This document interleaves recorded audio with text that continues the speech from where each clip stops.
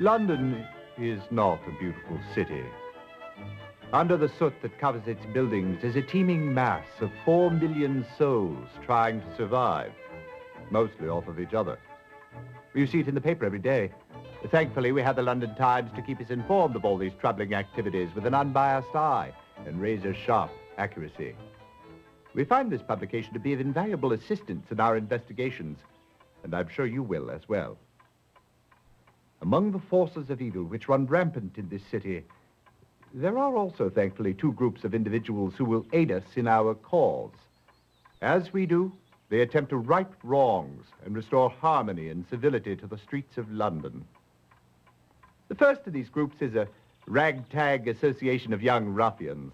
I call them the Baker Street Irregulars. Don't let them fool you.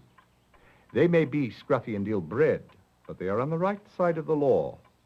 They can go everywhere, see everything, and overhear everyone. They are my eyes and ears in the streets of London, unquestionably a tremendous asset in our work. They will help us in our investigations if they can. The other group is a far more civilized collection of gentlemen and institutions. I call them the Baker Street Regulars. They, too, will be extremely useful in our work. At the start of any investigation, do keep in mind that it is a capital mistake to theorize before one has data. Unwittingly, one begins to twist facts to suit theories instead of theories to suit facts. The people and places to whom I will now introduce you will help us to collect the facts. May we use them wisely. Come, the game's afoot.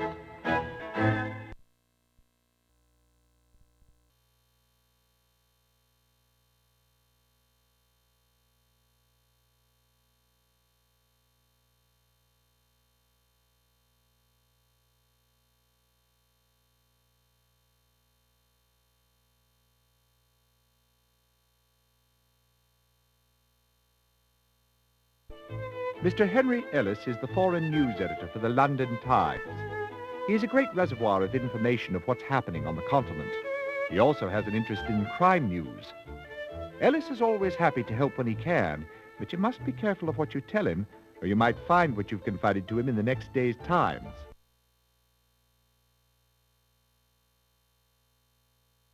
Edward Hall is a young barrister whom you will find on most days at the Old Bailey.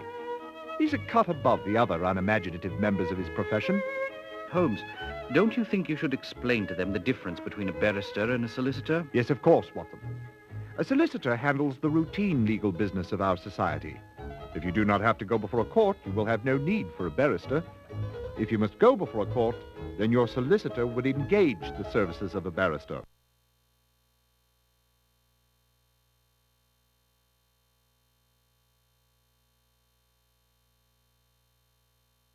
Quentin Hogg is a crime reporter for the Police Gazette.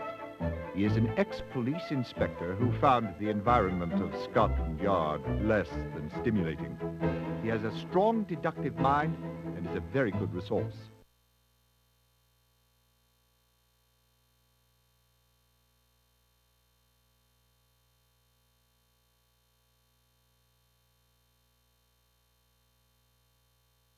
Sir Jasper is the chief medical examiner for St. Bartholomew's Hospital. He is London's greatest forensic pathologist. You can depend on him for all the technical details that can be obtained from any corpse whose cause of death is in question.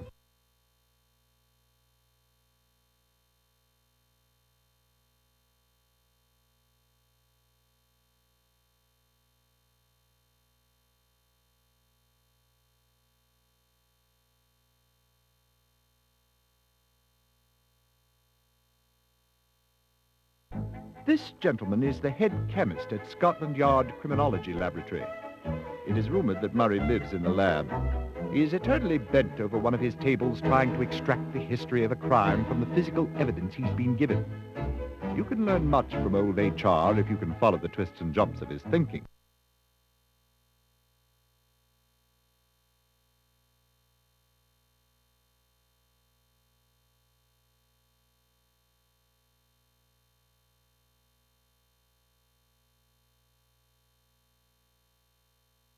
Head clerk Disraeli O'Brien is your contact in the Office of Records. The Office of Records contains legal records, both criminal and civil, as well as state papers. I think you'll find O'Brien to be a walking, or should I say sitting encyclopedia of the office's affairs.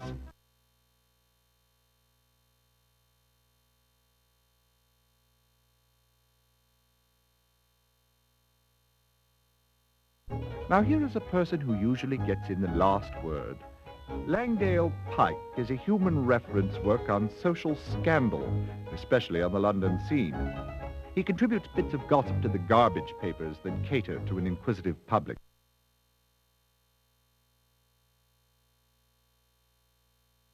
Porky is not a pillar of society, I dare say, but he is a man who has learned from his mistakes and is trying to start a new life.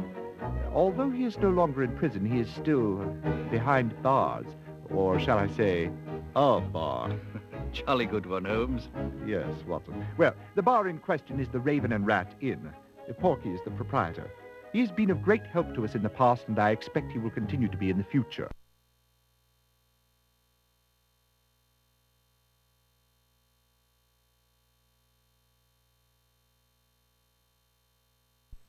If I can't find something in my own files, I go and examine the overflowing shelves of the great London Library. It is a wealth of information. Ah, Scotland Yard. If the Yard knew how to examine evidence with any skill, there would be no need for our services. Inspector Lestrade is the pick of a bad lot. But it is true they may be a source of valuable information. After all, the professional police have methods for gathering facts that are not open to us.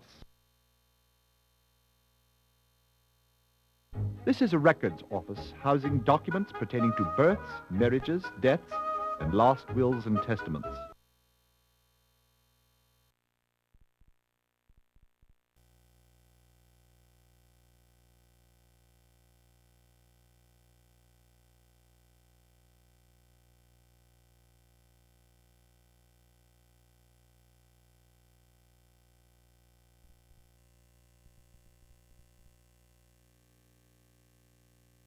What rubbish! What balderdash!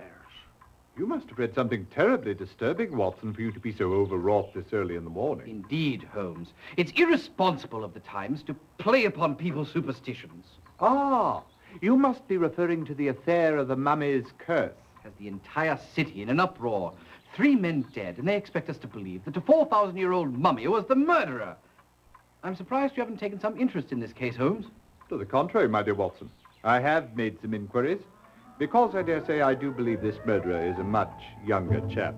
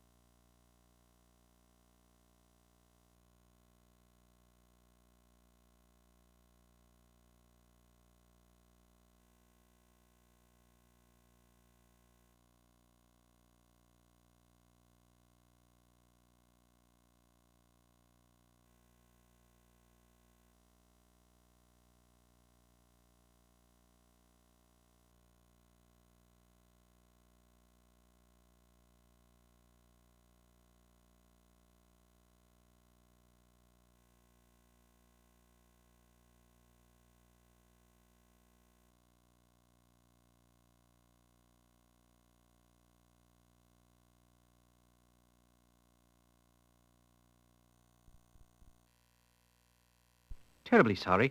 It seems you need to turn up a clue or so more before the case can be judged. Please do continue.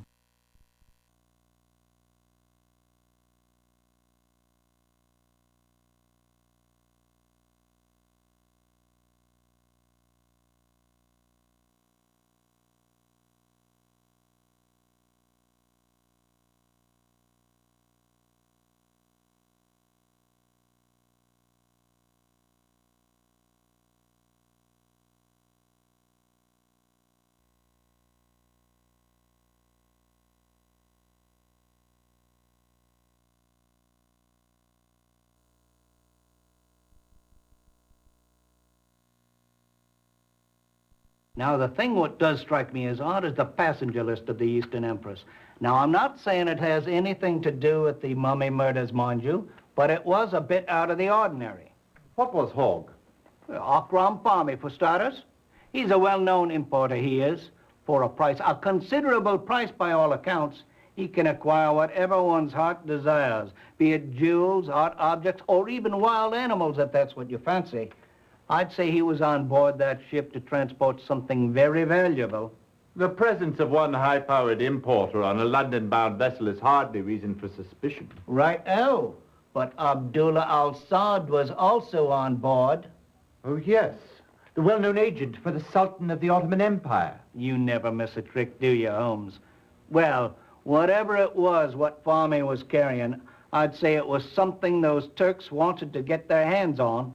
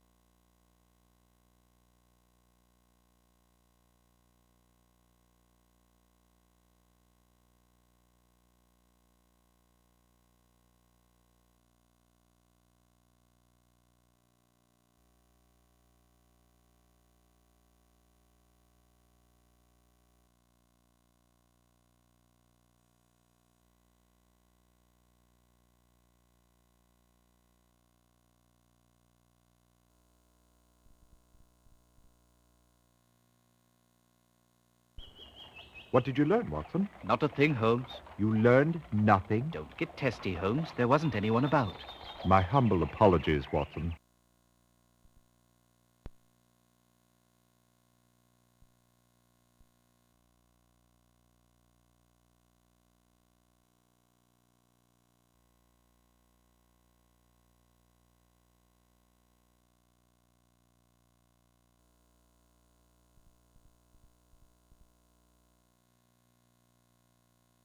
Now, the thing what does strike me as odd is the passenger list of the Eastern Empress. Now, I'm not saying it has anything to do with the mummy murders, mind you, but it was a bit out of the ordinary. What was Hogg? Akram Palmy, for starters. He's a well-known importer, he is.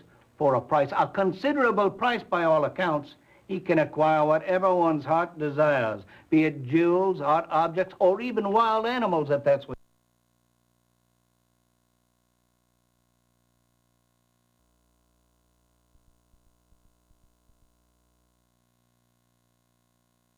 Now, the thing what does strike me as odd is the passenger list of the Eastern Empress.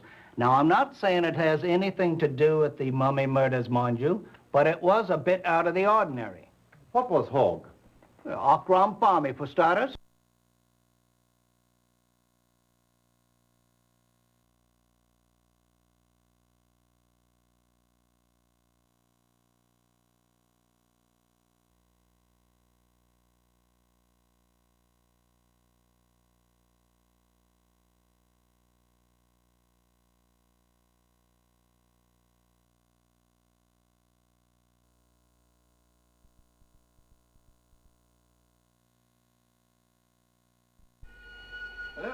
anyone there? Mr. Palmy, are you at home?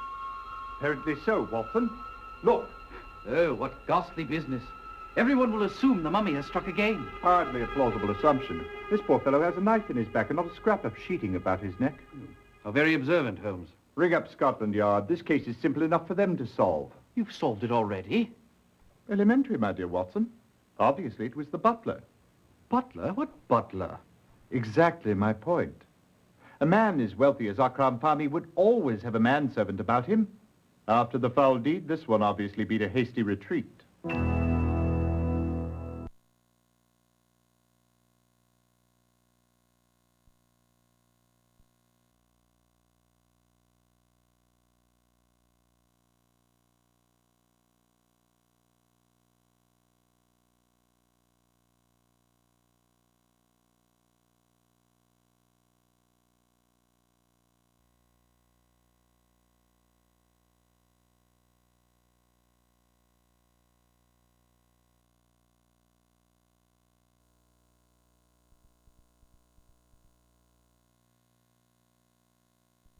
Pettigrew wrote this book over 50 years ago, and there's still nothing better on the subject. Fascinating. Just fascinating. And what can I do for you today, Whitson? It's Watson, sir. Watson, yes, of course. We're interested in what you may have learned about this mummy case. Oh, so these days it's mummies you're chasing down with that fella Holmes. It's Holmes, sir. This is what I said now, isn't it, Whitson? Yes, I believe you did, sir. Let me show you what I found so far. This is the bit of linen that was found round the neck of James Windibank. I examined it thoroughly, and it is quite old, perhaps thousands of years. However, it is not the murder weapon. Are you certain of that? Aye. The linen is quite old, but it's not at all strong enough to strangle a grown man. Very interesting, sir. I also found something quite fascinating. Take a look through this glass. Do you see those short hairs on the fabric? They look precisely like hairs. Of course they look like hairs. But what kind of hairs? They're not human hairs. They're dog hairs. Now, look at this. This piece of linen was found round the neck of the victim on board the ship. Well, his name was Leatherby or something. It is also quite old, and on it I found more hairs. More dog hairs? No, my dear man, monkey hairs. I've not yet been able to identify the precise species, but it's just extraordinary, isn't it? Quite. But what do you think it all means? Well, I'm not the sort who likes to jump to conclusions, Whitson. But I can assure you that neither of these bandages were the murder weapons.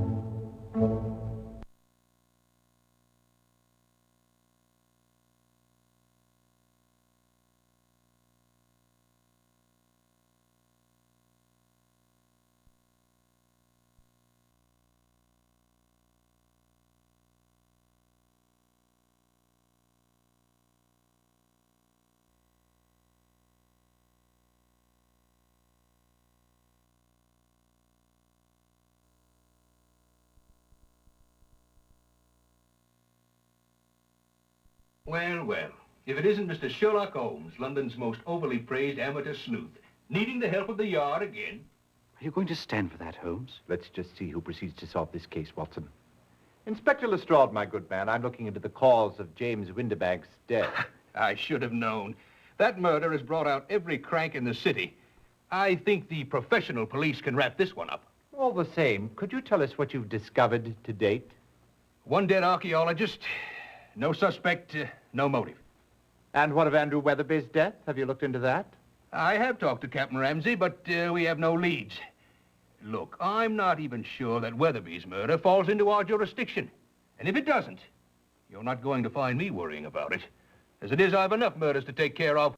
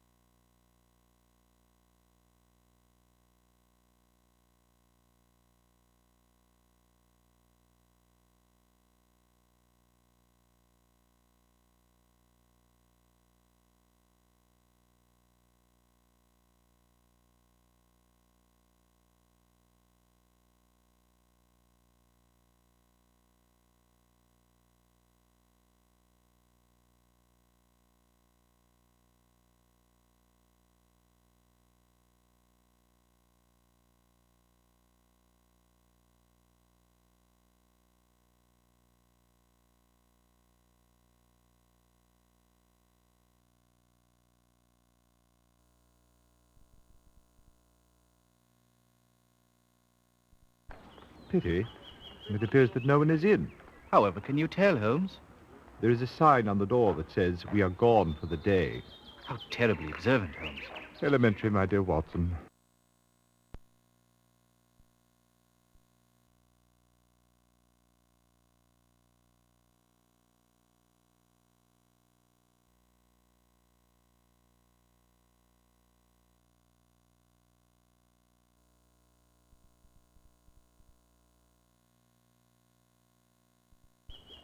What did you learn, Watson? Not a thing, Holmes. You learned...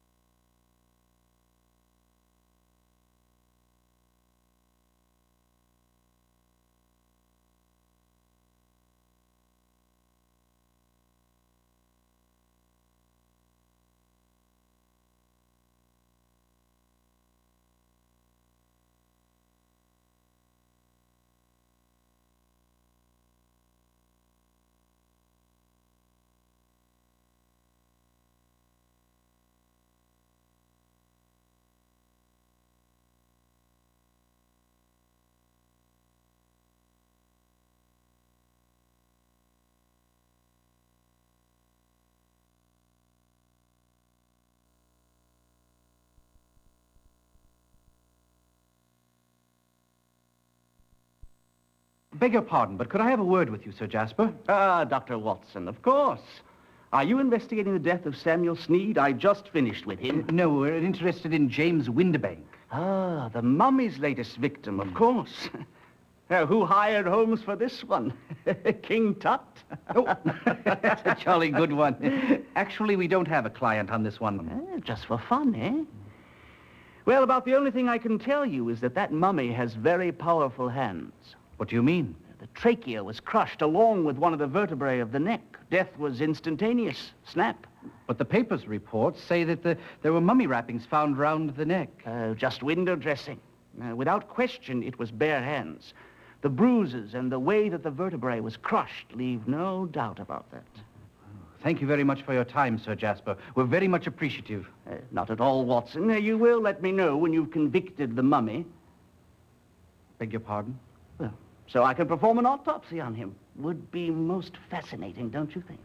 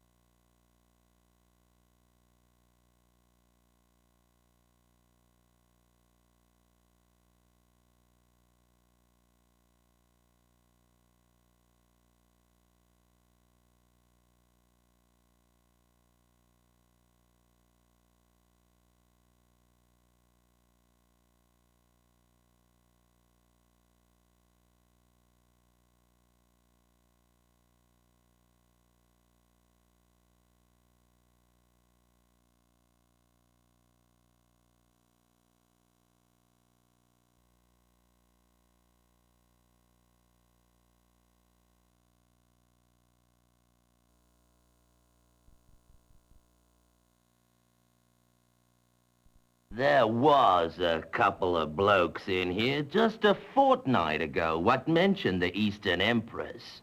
Never seen 'em before. Haven't seen 'em since. One was a swarthy fellow, Arab unless I miss my guess. The other was an old English gent. I overheard 'em say something about a bird and later caught the name of the ship. I hope that helps you. Care for a drink, huh?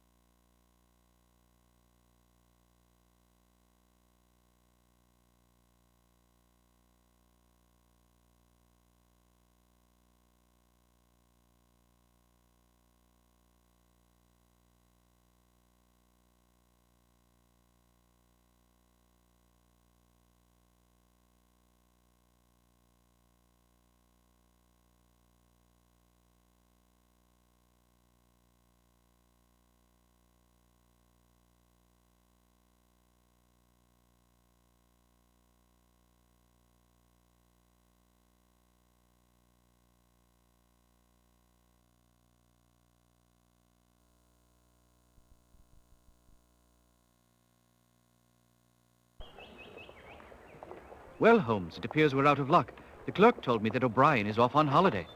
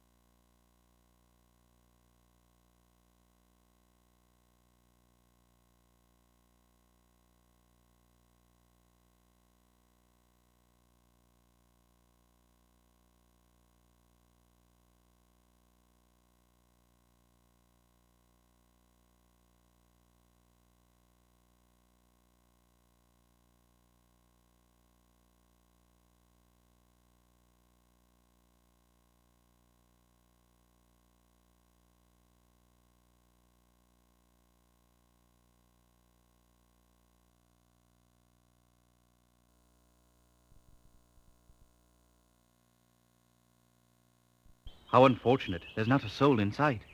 Pity.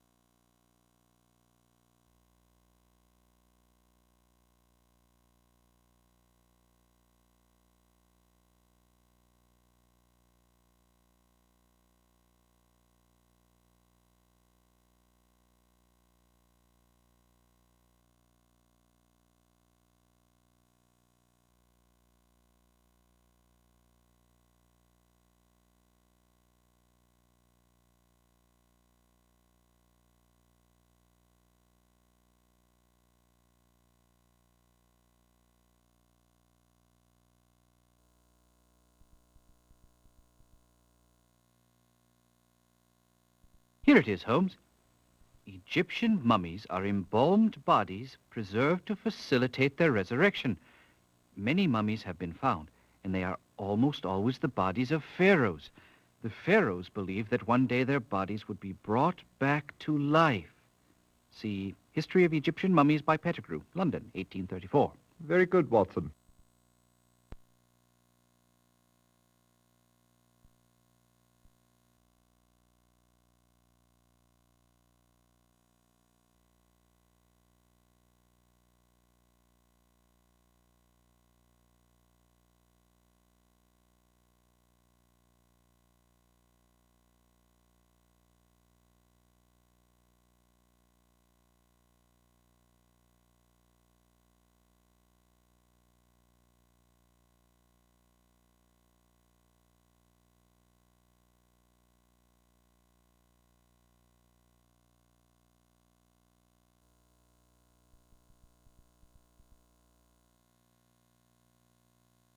Mr. Turnbull apparently left what little he had to the Egyptology department at London University.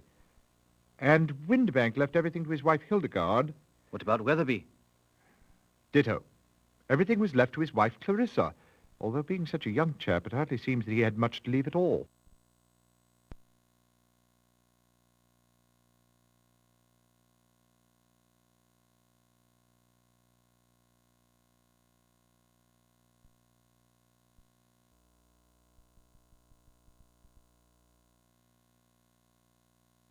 Mr. Turnbull apparently left what little he had to the Egyptology department at London University. And Windbank left everything to his wife Hildegard. What about Weatherby?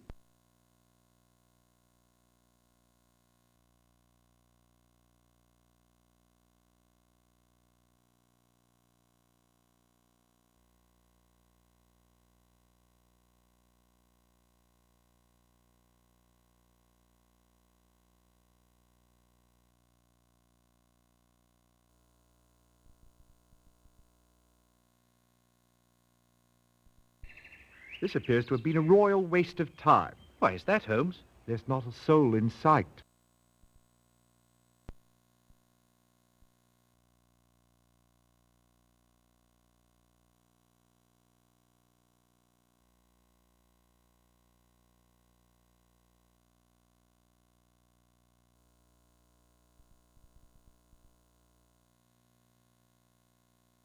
Such a tragedy. Fine men all, and such outstanding scholars.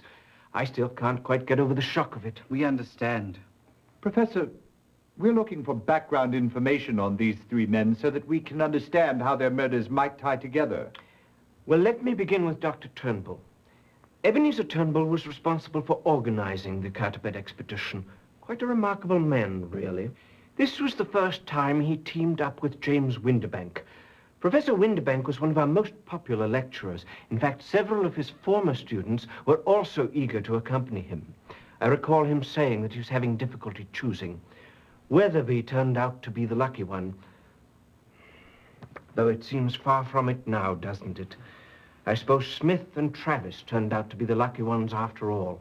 Smith and Travis? Peter Smith accepted the invitation to join another expedition. As for Philip Travis, he was quite keen on accompanying Professor Windibank. In fact, he became exceedingly upset when Andrew Weatherby, a postgraduate student in the department, was chosen instead. Took it rather personally, I should say.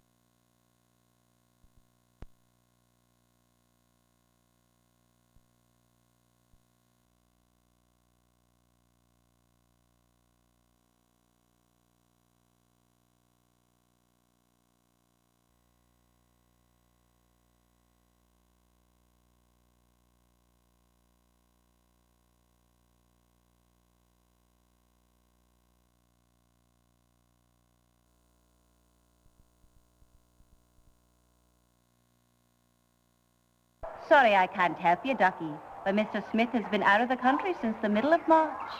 He's a good-looking bloke, except for the dirt under his fingernails.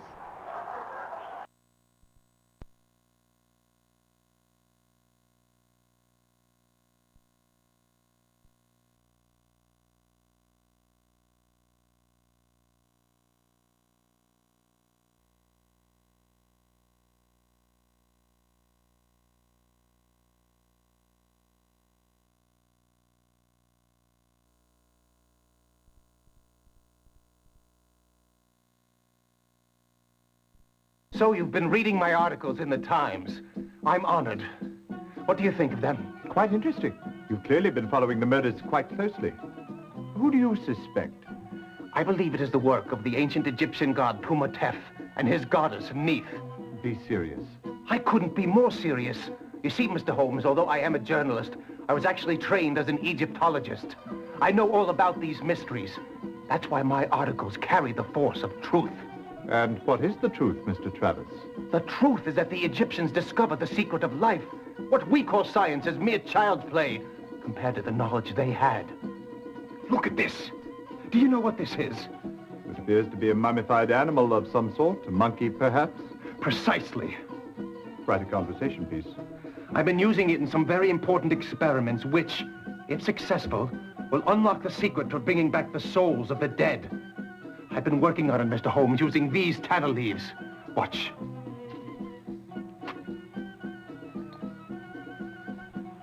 Uma lotus. Licantina. Burura.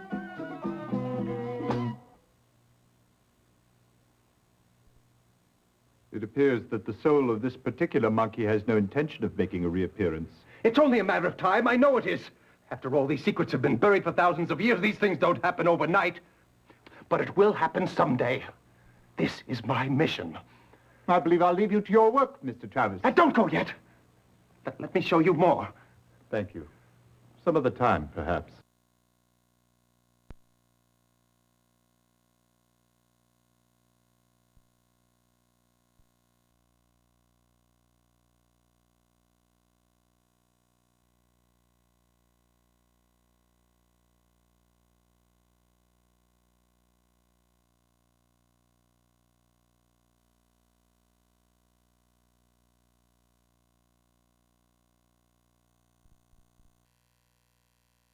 Terribly sorry.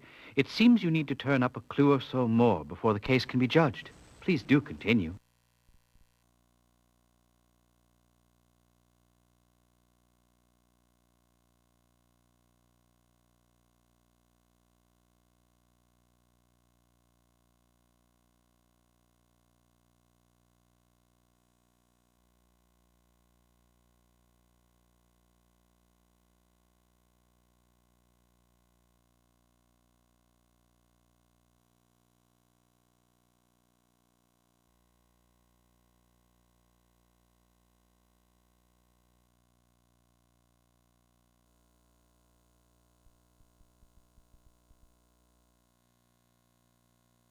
We had just come through a rather grueling storm, so I sent my first officer, Luther Tenney, down into the hold to check on the condition of the cargo.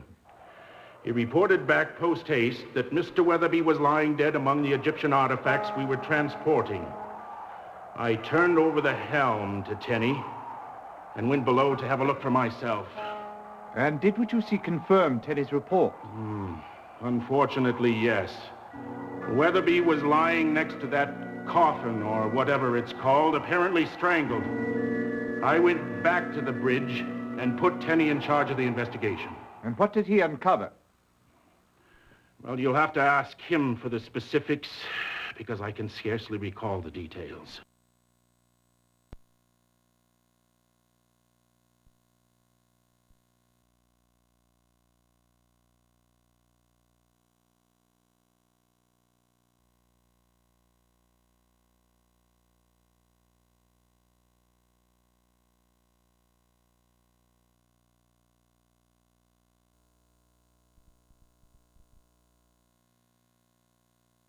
Let me tell you, a murder, even by a 4,000-year-old mummy, was only one odd thing in a string of bad luck on this voyage. What sort of bad luck? It all started with the crew, really.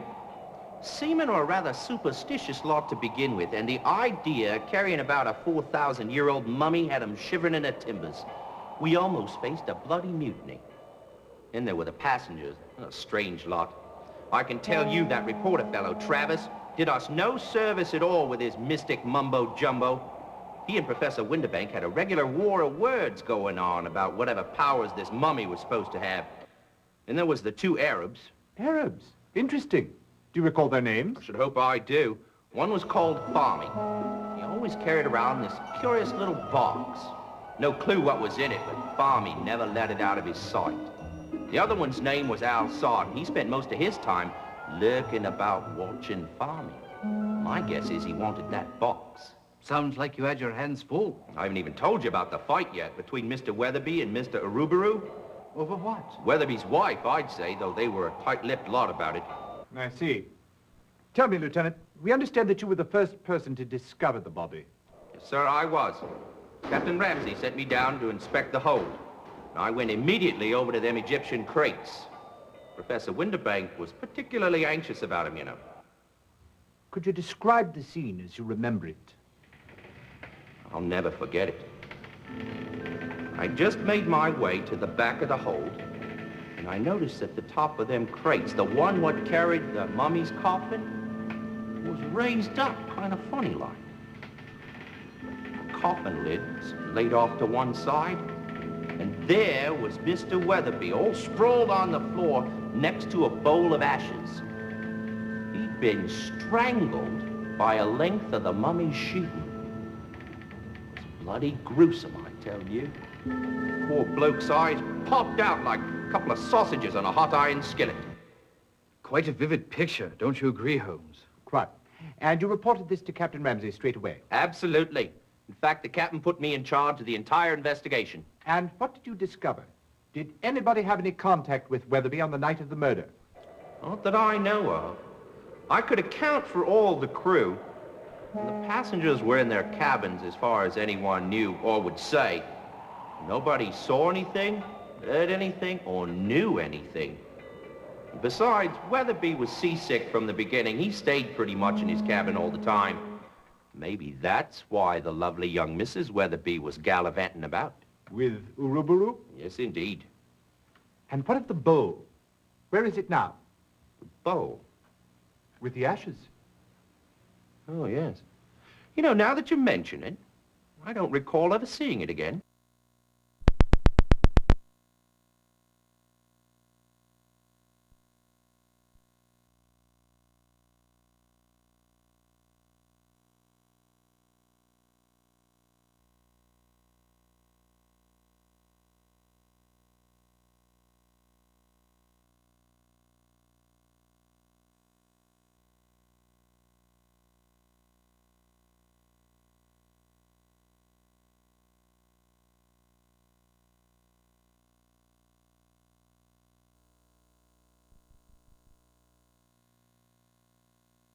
If this is an inconvenient time, perhaps I could come back, Mr. Uruburu. I wouldn't hear of it.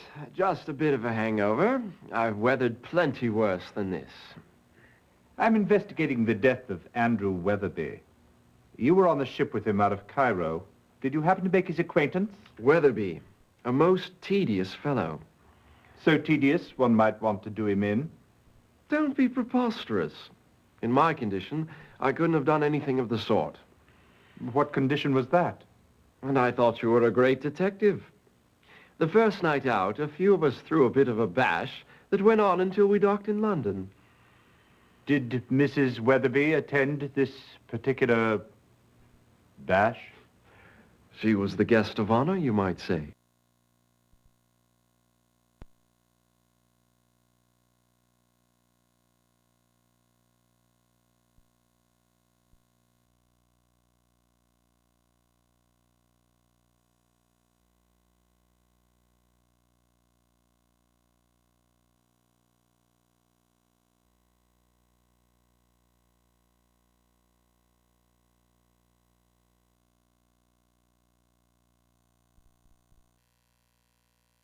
Terribly sorry. It seems you...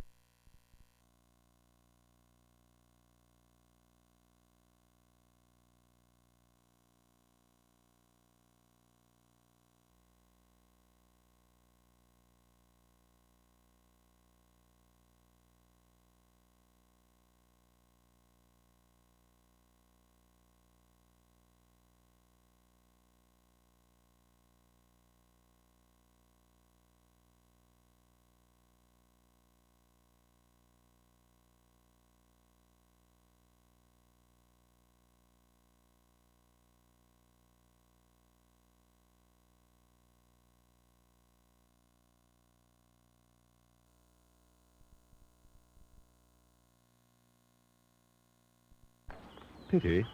It appears that no one is in. However can you tell, Holmes? There is a sign on the door.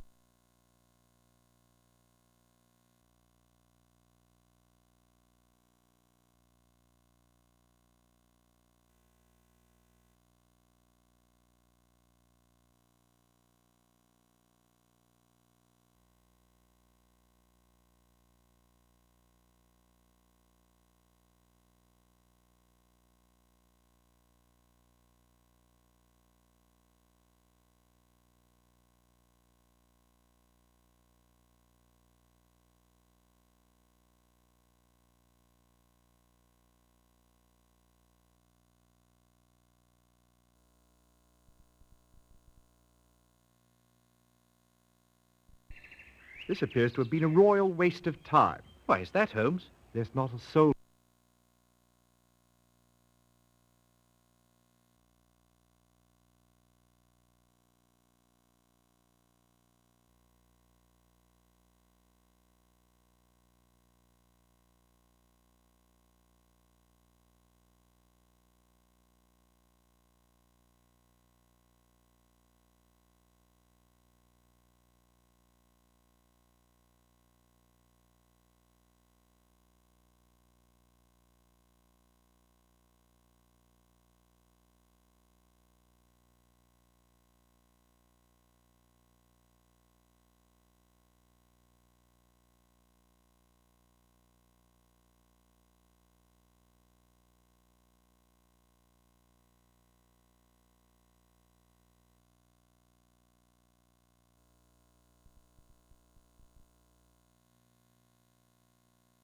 How unlucky. No one seems to be around.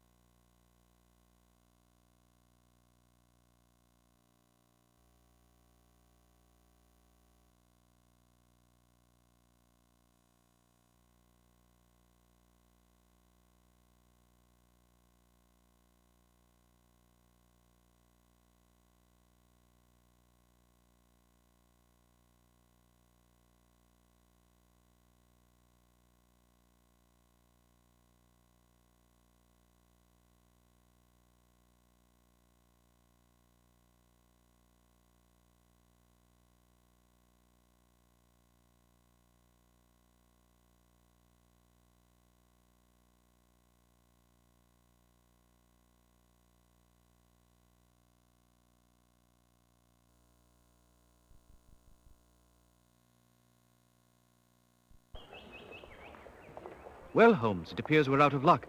The clerk told me that O'Brien is off on holiday.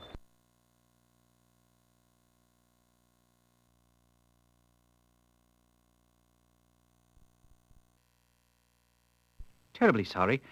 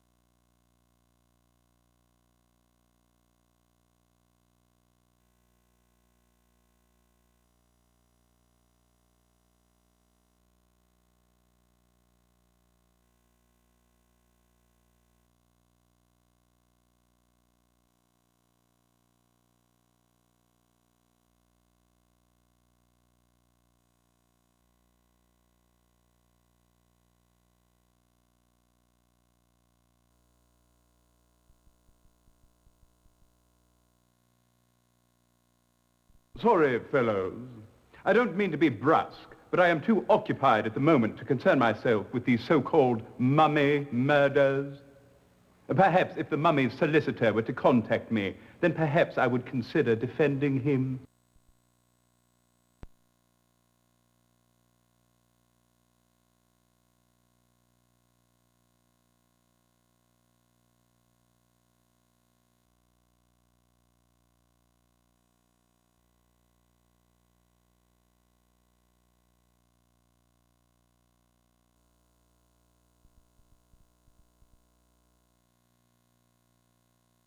I know only a very little about two of the unfortunate gentlemen.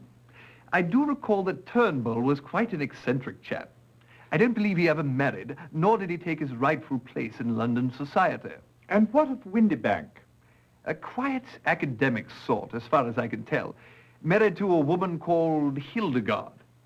There was one spot of controversy that I can recall. It seems a few years back he had a run-in with the Anti-Vivisectionist League. No, but of course. It seems that during a lecture on the advancement of science, he spoke of the autopsy of his own pet, a recently deceased Yorkshire Terrier. Well, I can tell you the Times received a great deal of letters to the editor condemning him on that one.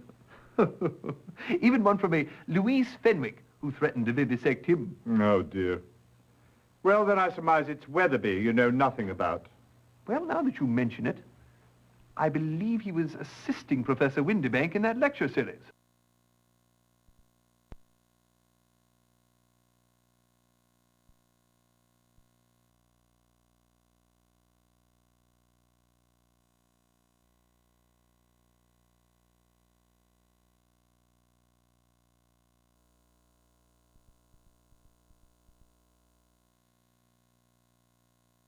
It's quite amusing, all this hoopla over a mummy's curse, I must say.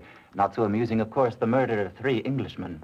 Have any of your reporters uncovered anything new? Actually, I've been in Paris the past several weeks. Just returned to London on Tuesday. I've had no involvement with the writing of any of these articles. I believe they are all the work of Philip Travis. He's one of our young reporters. For a short time, he was the Egyptian correspondent. Was he sacked? No. He returned to London just a few days ago. I gather he was reassigned to cover the case from here because he had some familiarity with the murder in Egypt. Do you know Travis? No, never actually met the chap, although I hear he's a bit of an odd duck. Thanks for your help, Henry. Anytime. Let me know when you catch the mummy. That's one scoop I'd like to get.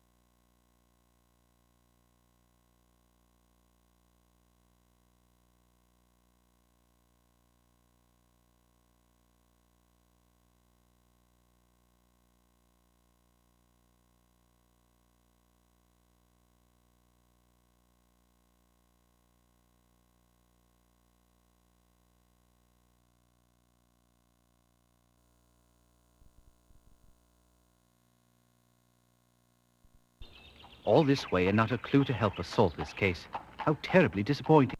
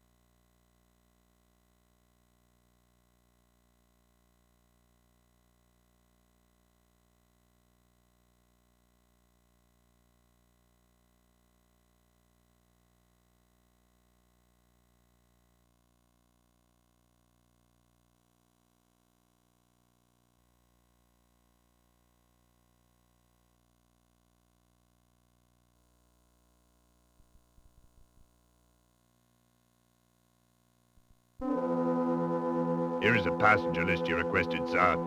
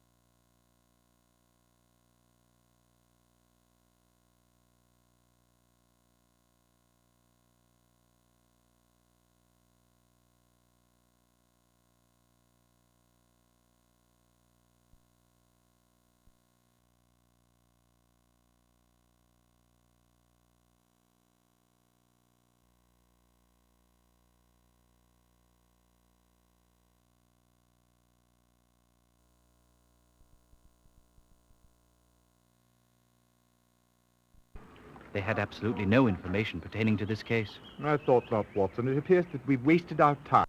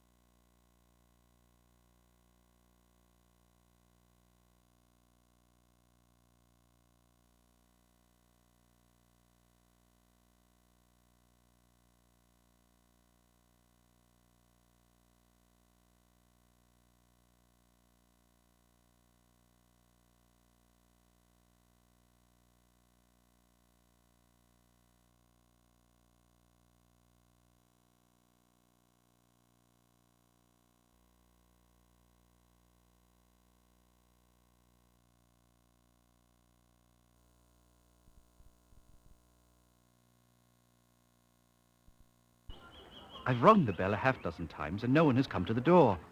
Really, Watson?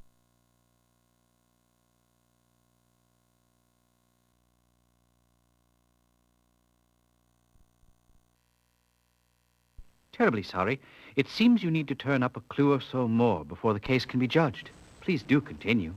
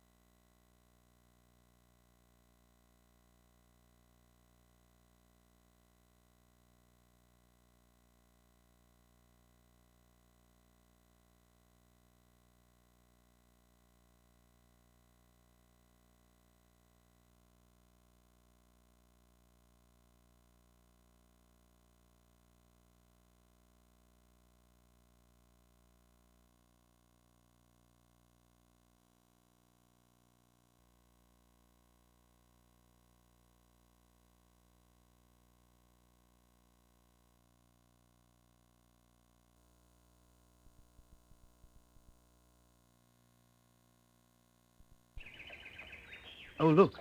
There is a note on the door that says that they will be out all afternoon. It appears we have wasted our time.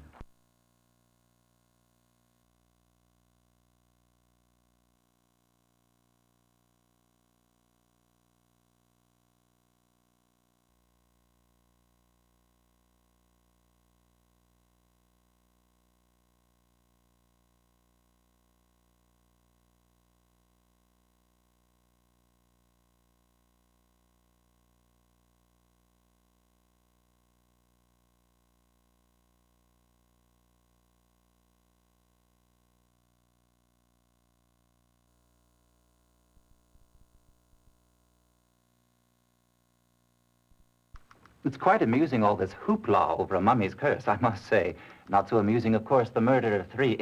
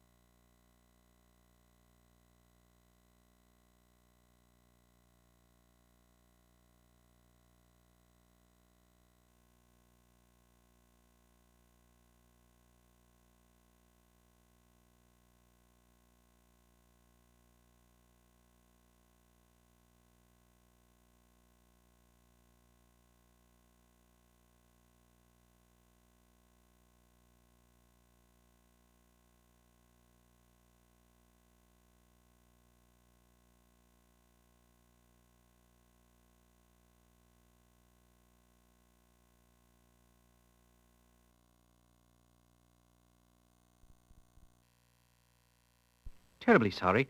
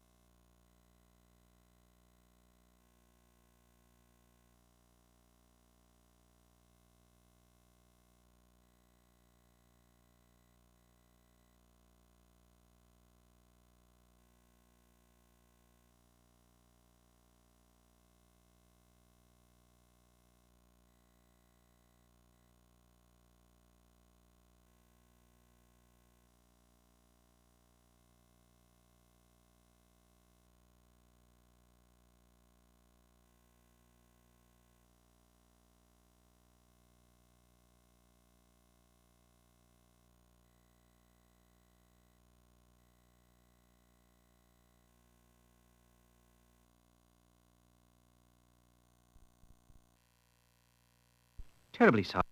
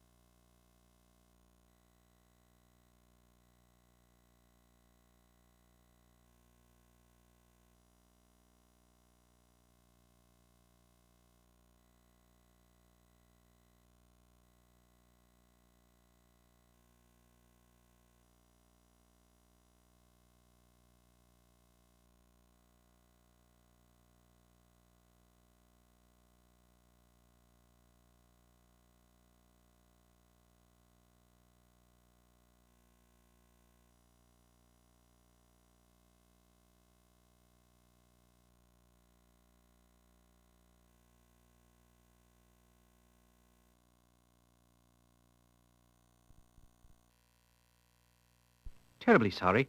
It seems you need...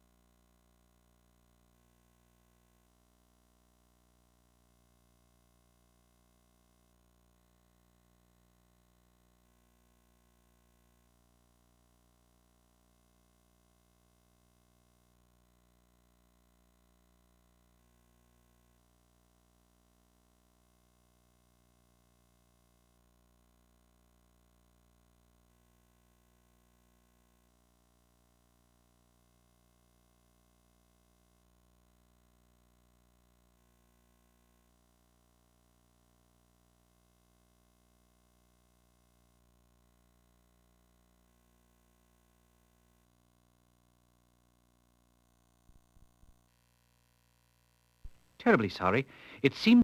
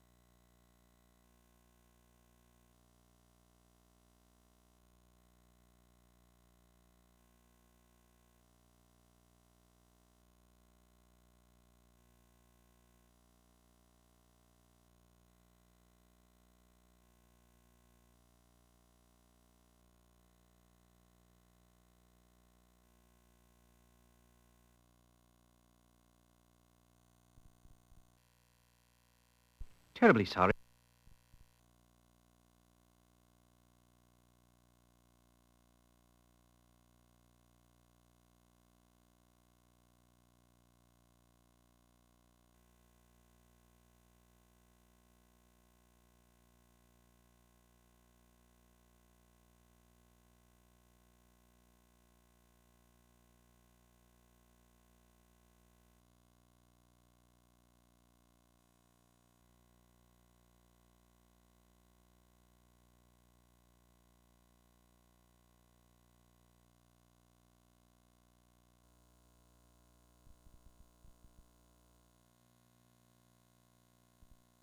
It's quite amusing, all this hoopla over a mummy's curse, I must say. Not so amusing, of course, the murder of 3 Englishmen. Have any of your reporters uncovered anything new? Actually, I've been in Paris the past several weeks. Just returned to London on Tuesday. I've had no involvement with the writing of any of these articles. I believe they are all the work of Philip Travis. He's one of our young reporters. For a short time, he was the Egyptian correspondent. Was he sacked? No. He returned to London just a few days ago. I gather he was reassigned to cover the case from here because he had some familiarity with the murder in Egypt. Do you know Travis? No, never actually met the chap, although I hear he's a bit of an odd duck. Thanks for your help, Henry. Anytime. Let me know when you catch the mummy. That's one scoop I'd like to get.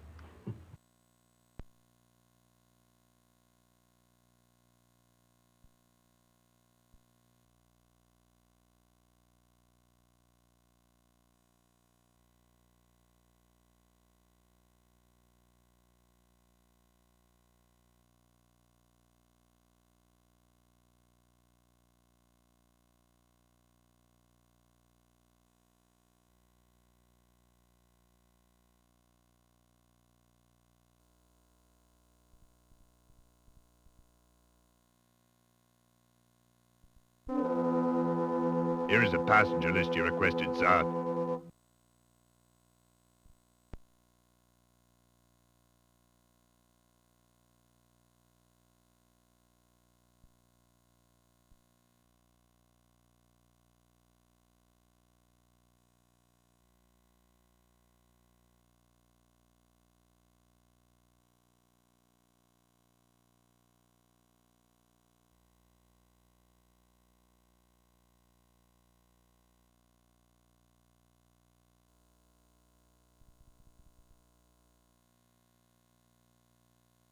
Such a tragedy.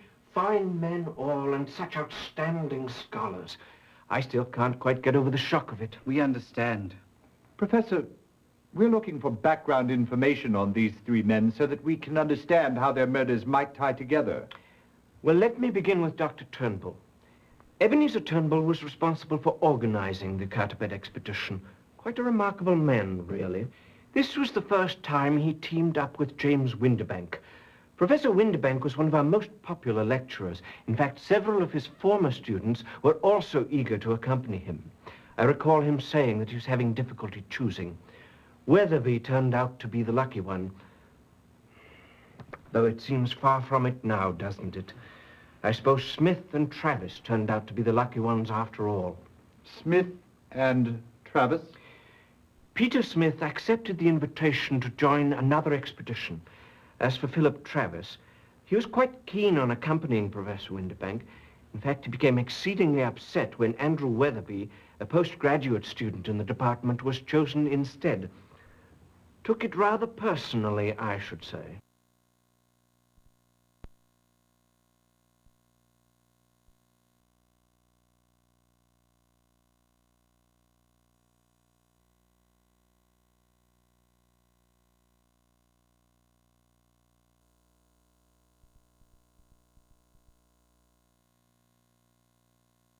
I'm very sorry to intrude on you in your moment of grief. Oh, that's quite all right. You know, Andrew and I hadn't been married very long. Long enough to know if he had any enemies? Oh, Andrew was so unassuming. Everyone liked him. Including Mr. Uruburu? I really loved my husband. I'm sure you did. Oh, English toffee. My favorite. Would you like one? Please. Sorry. You'll have to open this yourself. I've never been any good with these things.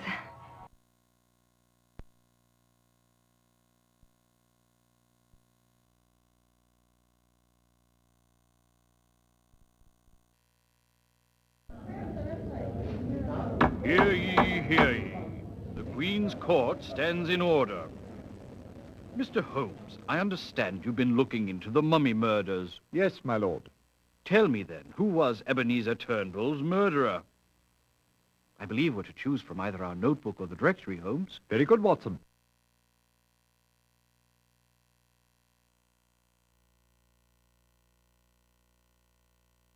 And what makes you so certain? What was Travis's motive for killing Turnbull?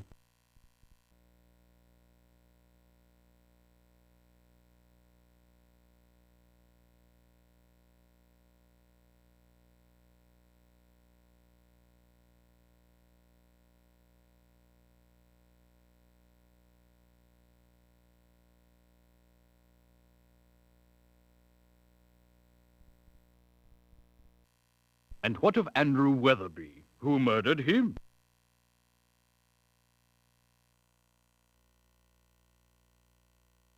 So, you say Travis killed Turnbull and Weatherby? Yes, I believe he did, my lord. What was his motive to kill Weatherby, Holmes?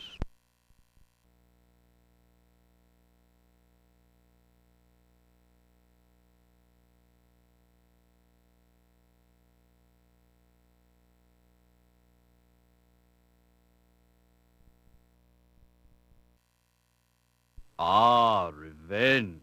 The oldest motive in the book. Now, Holmes, who murdered James Winterbank?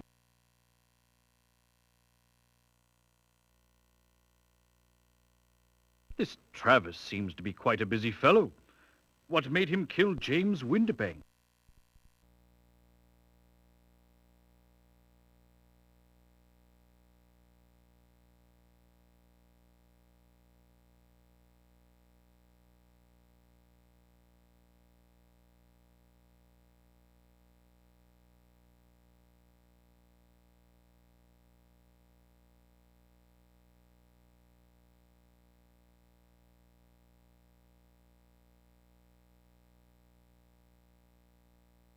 Excellent job, gentlemen. You have solved the case to my satisfaction. The court stands in recess. Until next time, of course.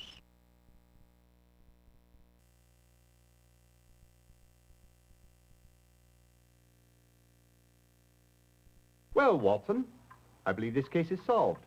And for your information, it was not the mummy. Come, Holmes. I never thought for a moment it was the mummy. Of course not, Watson. However, the murderer and the mummy did have one thing in common. What's that? They both were the only ones present at the time of the murders, except, of course, the victims. You state the obvious, Holmes. Ah, but it is seeing the obvious that is important. First, I saw no reason to assume that we were dealing with more than one murderer. Secondly, the locations of the murders limited the number of suspects. Limited them? The first murder was in Egypt, the second on ship in the middle of the sea, and the third in London. You call the entire populations of London and Egypt a limited number of suspects? No, Watson. We had to find someone who was in Egypt for the first murder, on the ship for the second, and in London for the third. Oh, but of course. According to the newspapers, the Eastern Empress was in Bombay at the time of Ebenezer Turnbull's murder, so that eliminated the ship's crew as suspects. Thus, I needed the list of passengers who boarded the ship at Cairo. It was our visit to Jardine, Mason and Company that provided our first critical clue. From it, I learned that Philip Travis was a passenger. I then learned that Travis was the chap who reported on the first murder. He became one suspect, but I had no motive. Clarissa Weatherby, who was also at the scene of the murder in Cairo, was another possible suspect, since she appears to have had a bit of a dalliance with Mr. Uruburu there on the high seas. So I had found her motive for the murder of Weatherby, but not a motive for the murder of the others. Then whom did you eliminate? Mrs. Weatherby. Her hands were not strong enough even to open a jar of English toffee, let alone strangle a grown man. And what of Travis's motive? It seems that Travis was a student in the Egyptology department at London University and had studied under James Windibank. He wanted very badly to be chosen as a member of the expedition, but Windibank turned him down. Instead, Weatherby was chosen and Travis was furious. So there you have the motive for two of the murders. And what of his motive for the murder of Turnbull? Evidently, Travis had written a vicious article questioning Dr. Turnbull's credentials to lead the expedition. Turnbull's response was quite harsh, probably powerful enough to drive an odd duck like Travis to murder. Very impressive, Holmes. Elementary, my dear Watson.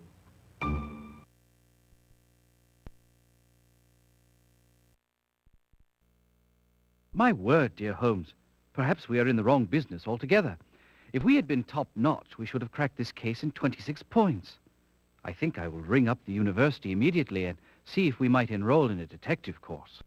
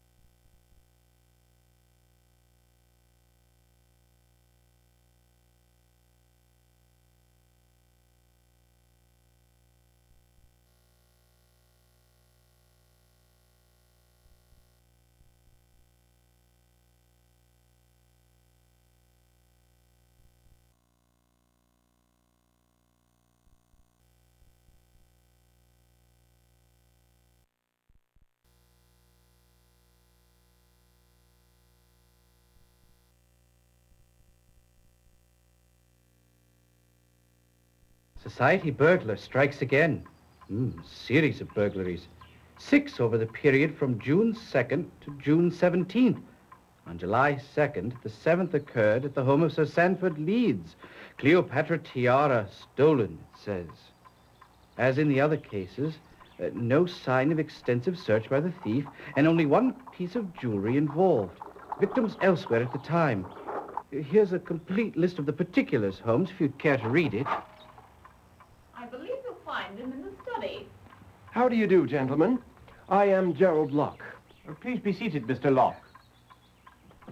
How can we be of service?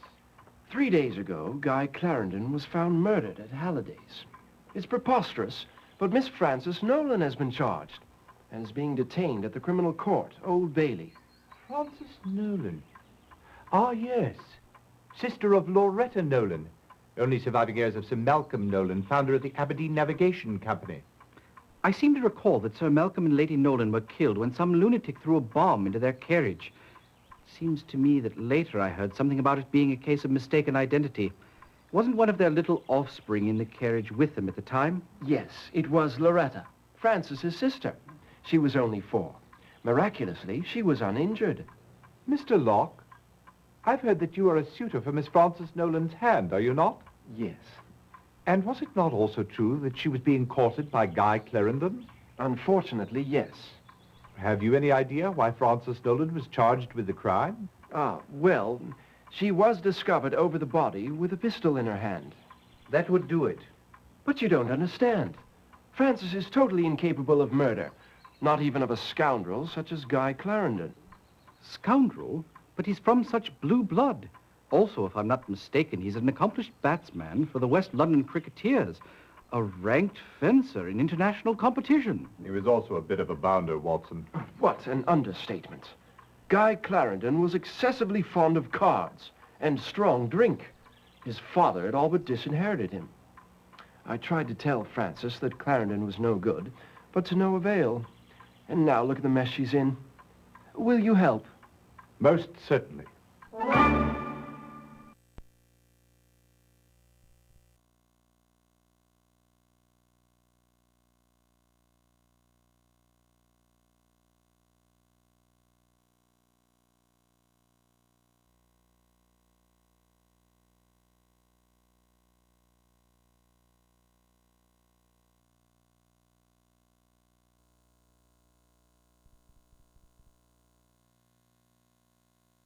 This is a difficult thing for a man to say about his only son.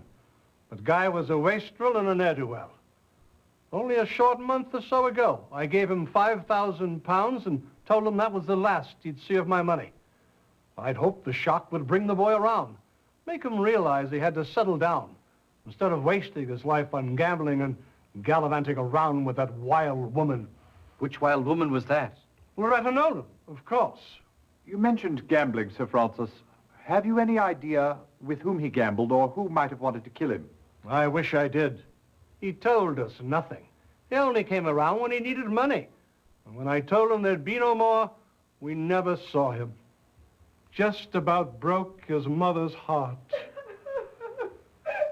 There, Gertie. We still have one another.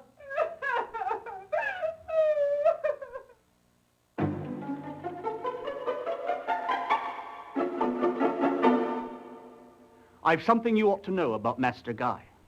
One morning, rather early, about 4 or 5 weeks ago, I heard a terrible clatter downstairs, so I came down to investigate. It was Master Guy just coming home. He was in a terrible state, all battered and bruised, with a fresh cut on his forehead. I asked him who did it to him, and he wouldn't say. I think he was afraid for his life.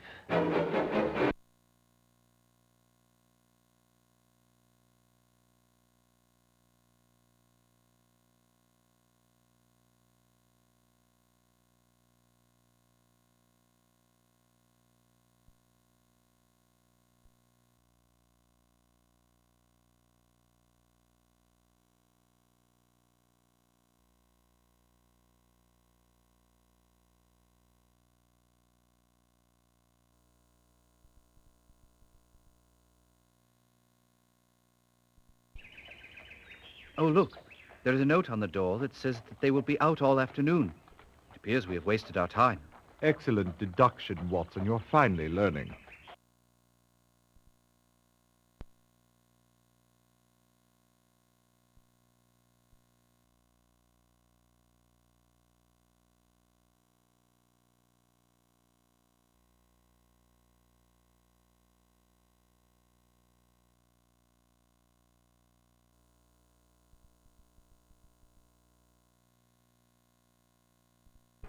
They had absolutely no information pertaining to this case. I thought not, Watson. It appears that we've wasted our time.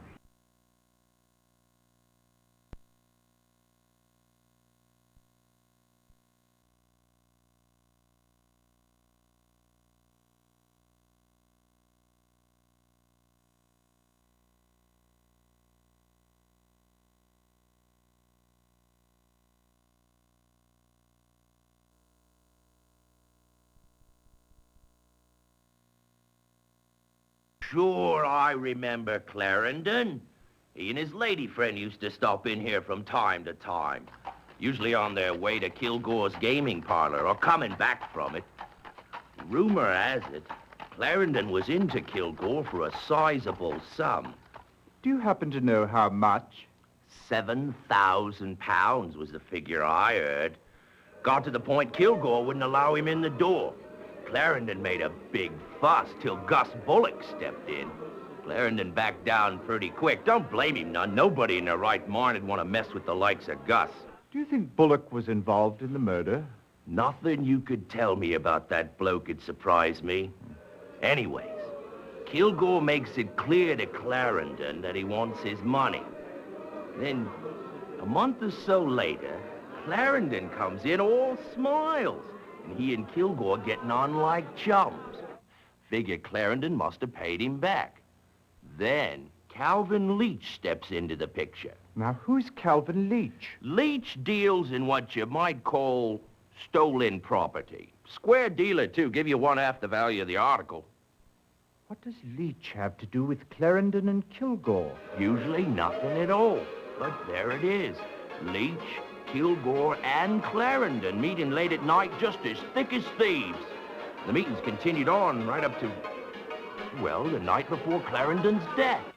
Very interesting. Now, we've been standing here jawing, and I don't recall hearing anybody order nothing. What'll it be, mate?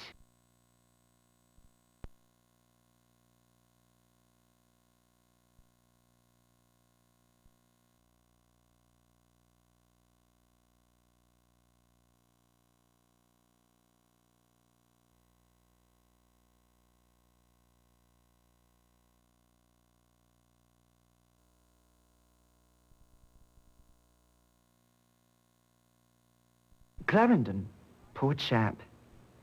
He arrived on the 29th day of May and was given a front room on the 3rd floor. 2 days later, he asked to be moved to suite 205. To your knowledge, did he have any visitors? Only 2 that I'm aware of. One was a most disagreeable fellow. He was rather large, had a thick walrus moustache, and a very prominent scar down his cheek. He arrived on the 1st of June, the very day of Mr. Clarendon's move. He simply came in, sat down in the lobby, and waited. 20 minutes or so later, Mr. Clarendon came down from his room. The big man yanked him aside. I was about to send for a bobby when Mr. Clarendon signed me that all was well. After a few minutes, they left together. I never saw the man again.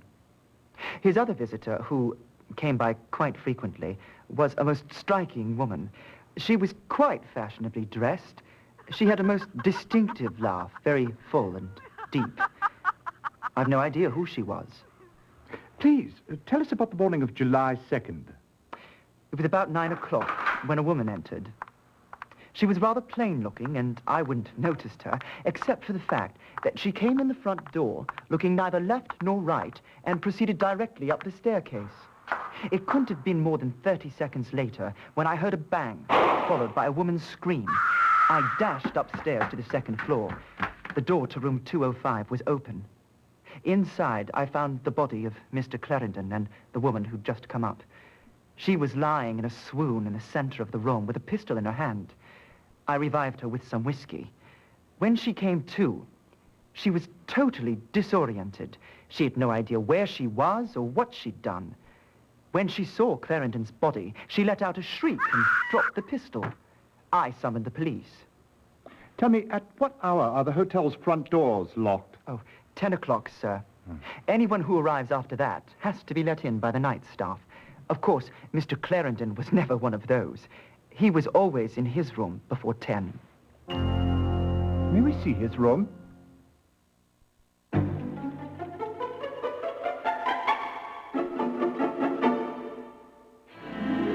What have we here, Watson? Appears to be a bank statement. Look here, Holmes. It appears the maid missed a spot in her sweeping. Good thing she did, Watson. You're staring at evidence. Blood. What's this stain here? Smells like a fine sherry. Looks like someone's been celebrating. The question is, was it with the body or over it? Nothing much here. Couple of shirts and 3 pair of shoes. But what you failed to notice, my dear Watson, is that one of the pairs of shoes is canvas and has been dyed black. Interesting. A sweater and trousers. An ensemble in black. Not much of a view. All I can see is a brick wall of the building across the alley. Ivy vines winding up a trellis.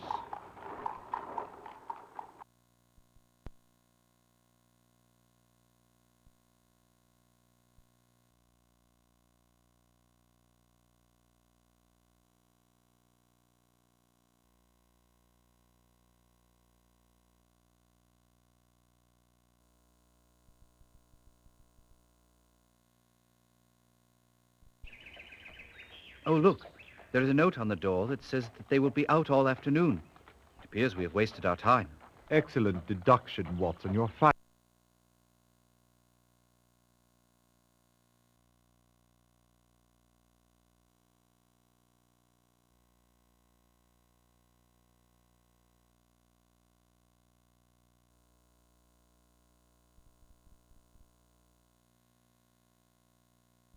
I understand that Wilfred Robards is considering taking Miss Nolan's case. He might be able to help you. If you'd like, I can arrange an interview with Frances Nolan. She's being held downstairs, you know. We might be able to help you, Miss Nolan, if you could just remember what happened that night in Mr. Clarendon's room. Well, that's just the trouble. I can't remember anything except seeing Guy's body across the room and the pistol in my hand. Where did you get the pistol? I've no idea, though the police assure me it's mine. I didn't know Guy was at Halliday's. I've never even been there before. And why would I shoot him anyway? We loved each other. There, Miss Nolan. Stiff upper lip. Thank you.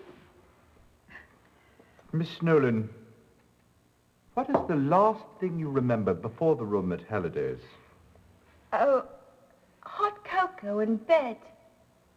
I beg your pardon? Oh, well, every night before I retire, my maid, Grace, brings me a cup of hot cocoa. How nice. Yes. And before that? Well, before that, I dine with Dr. Trevelyan, as I do every Sunday evening. My sister, Loretta, is under his care. The doctor and I have become good friends over the years. He left at 10 o'clock, as he always does. May I ask, where did you first meet Guy Clarendon? At the country estate of Cornelius Oldwine, in March. My sister, Loretta, was attending a party there. I suppose things got a bit out of hand because it seems she dived into a fountain. She caught pneumonia, and I had to go and fetch her home. Guy was also at the estate, and that's where we met. And he immediately began paying court to you? Oh, heavens, no. Nobody seems to take much notice of me. I suppose that comes from having such a wildly attractive sister. That's why I was so surprised when he called a few weeks later. We began seeing a great deal of each other. We went on long carriage rides, had picnic lunches. It was all quite lovely. And then on the 5th of June, he declared his love for me and asked for my hand in marriage. I was so happy. I couldn't have killed him. How do you explain your presence at Halliday's? Well, I can't. It's just like the other 2 times. You've had memory losses before. Yes, twice in the past month. The first time I found myself atop a horse in Hyde Park, with no recollection of how I got there. The last thing I remember was having lunch with my sister Loretta. Then there I was, atop a chestnut mare. How peculiar. The funny thing is, I'm terrified of horses. You mentioned there was a second time. Yes, a few days later, I met with my solicitor, Hiram Davenport. Then the next thing I know, I'm at the Newgate Street station. I consulted my physician, Dr. Mason, and he was quite as baffled as I was. One last question, if you will. What is your relationship with Gerald Locke? Oh, Jerry, he's a dear old friend. Though I'm afraid we had a falling out of late. He said some very unkind words about Guy.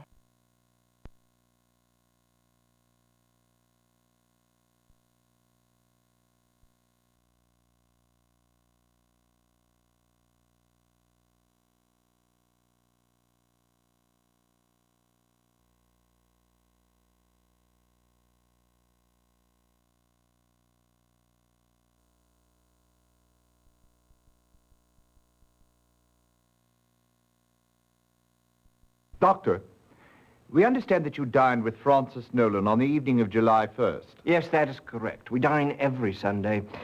Her sister Loretta has been under my care for some 10 years. First at the Mesmer Braid Institute and then in private practice.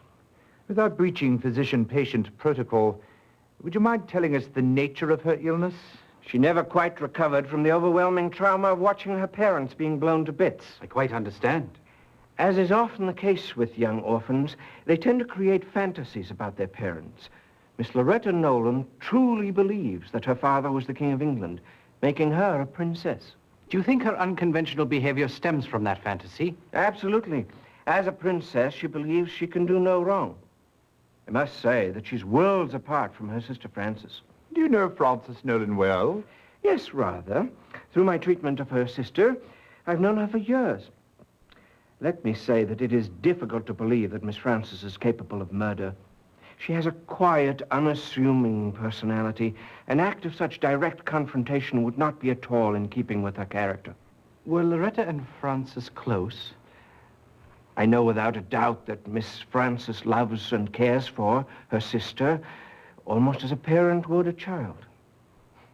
Miss Loretta, well, she loves her sister as much as she is capable of loving.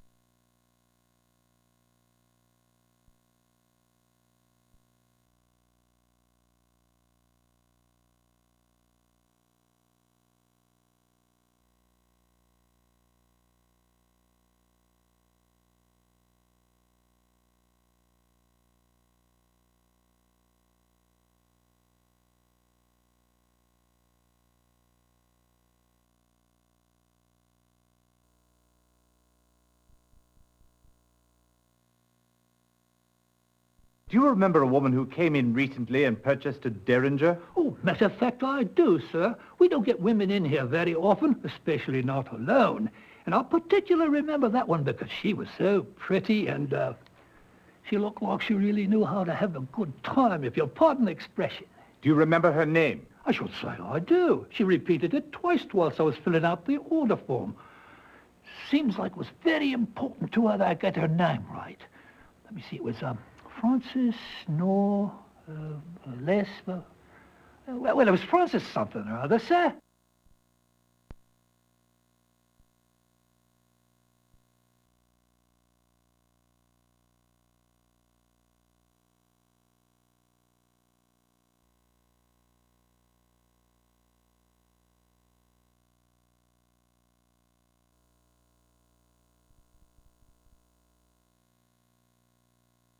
Tell us, who was at home on the evening of the 1st? Well, just Miss Frances, sir. Oh, yes, of course, and Dr. Trevelyan. What time did the doctor take his leave? Oh, let me think. It must have been 10 o'clock, because that's what time he always leaves.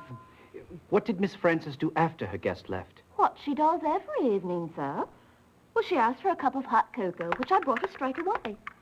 Then she read for a bit by the fire. Later, when I went up to bed, I passed her room, and the light went out. What time would that have been? Oh, let me see. Oh, I know it was 11:30 because the clock chimed. Then I went to sleep. Later, I was awakened in the middle of the night, right in the midst of the most peculiar dream. You see, I was barefoot and trying to buy a pair of shoes, As fascinating as all this is, could we get back to what it was that awakened you? Oh, yes, of course. Well, it was something that I heard, or thought I heard. I listened for a bit, but that was the end of it, so I went to sleep again. Later, I awoke at 7:30. I always wake up at 7:30, except, of course, on Sundays when I sleep until 8. As usual, I began to prepare Miss Frances's breakfast. I had no sooner gotten to the kitchen when I heard the front door open and close. Well, I ran to the front window and peeked out, and there was Miss Frances walking down the street. And why do you deem that so unusual? Well, she never leaves before she's eaten one of my currant buns.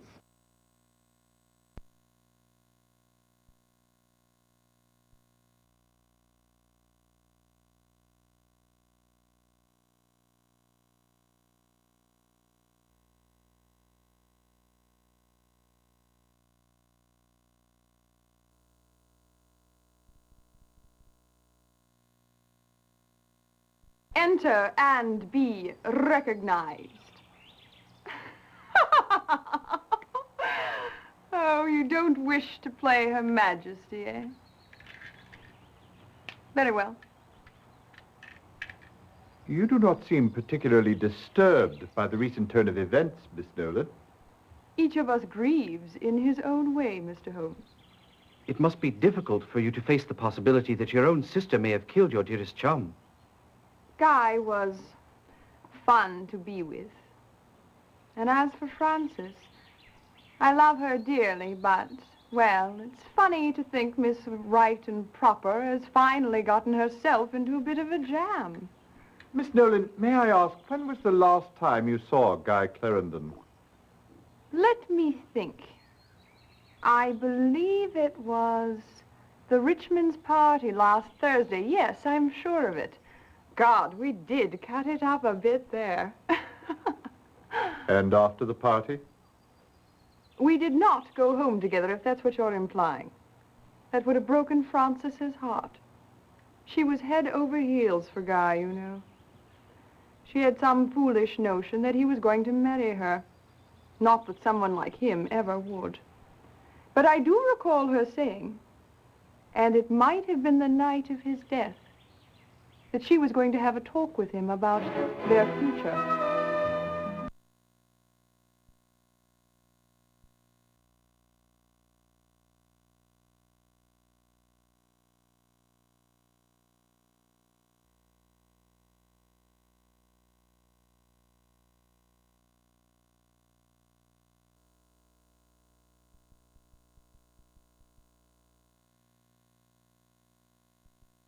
It appears as though Guy and Loretta, the terrible twins, will afflict us no more. Loretta must be desolate, what with the loss of a kindred spirit and fellow prankster. Prankster? Well, yes, my good fellow. I'll never forget the time Clarendon poured champagne down the front of Lady Leeds's new Paris gown for the sole purpose of Loretta's amusement. I would think she must also be distraught at the loss of her lover, not to mention the imprisonment of her sister. Well, I'm not sure about Loretta's feelings toward her sister, but I do know that Guy and Loretta were not lovers. Though outwardly they made an excellent couple, he, tall, handsome, and from a moneyed family, and she, beautiful, and an heiress in her own right. Yes, it would have been a match made in heaven. But it was a match made in far hotter regions, I suspect. Francis claims that she and Clarendon were engaged to be married. Well, that's hard to imagine him being who he is. Or was, as it were. Why do you say that? Well, Guy Clarendon was not at all a desirable sort. He'd all but been disowned by his own father for his compulsive gambling. The utter disregard for other people's money is probably what drew Clarendon and Loretta Nolan together in the first place. After all, she had managed to fritter away almost her entire fortune, unlike her sister Frances, who still had her inheritance, if not her honor, intact. Oh, that explains it. What are you driving at, Holmes? From all I've heard of Clarendon, I suspect his interest in Frances was directed toward her sizable bank account.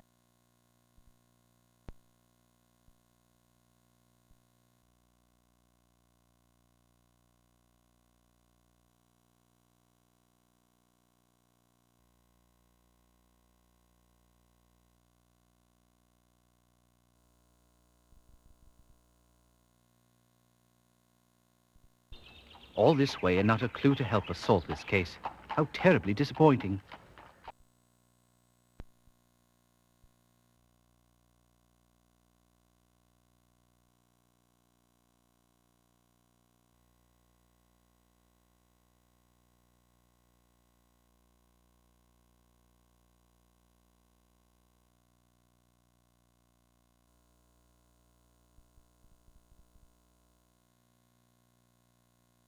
It seems Sir Malcolm left his entire estate to his wife, Margaret.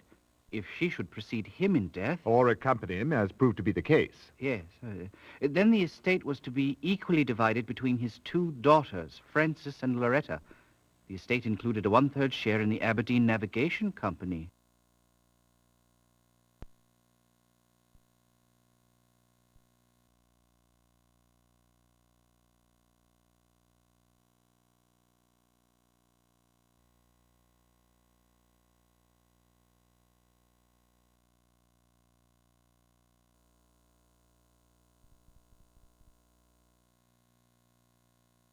Their father, Sir Malcolm, left them each a 1/6 share.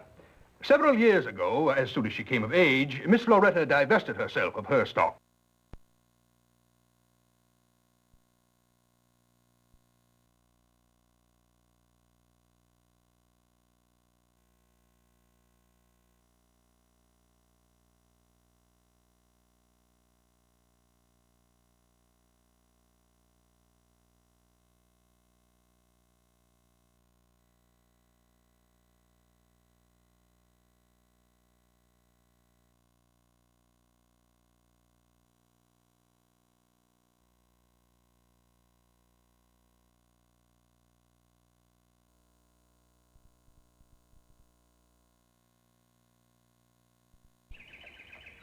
Oh, look. There is a note on the door that...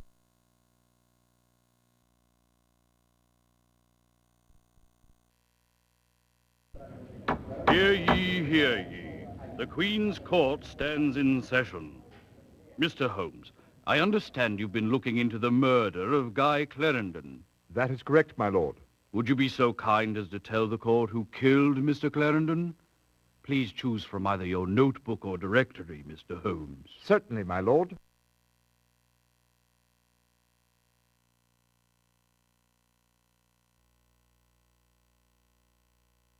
I see. And what was Loretta Nolan's motive for killing Clarendon?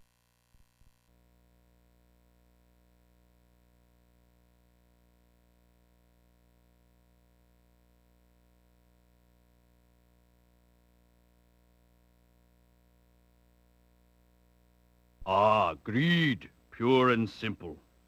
Now, have you determined why Francis Nolan went to Halliday's? I have, my lord. Please inform the court.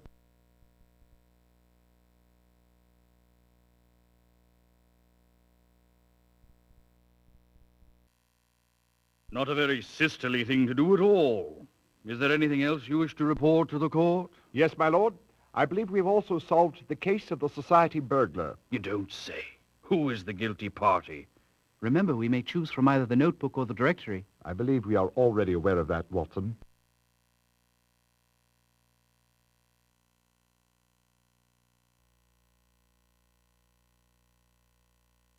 Guy Clarendon was straight from the upper crust. Why ever did he turn to a life of crime? Congratulations, gentlemen. This was a difficult case. On the contrary, my lord, it was elementary. That's what you think. Nonetheless, the good people of London are forever in your debt. We thank you. My pleasure, my lord.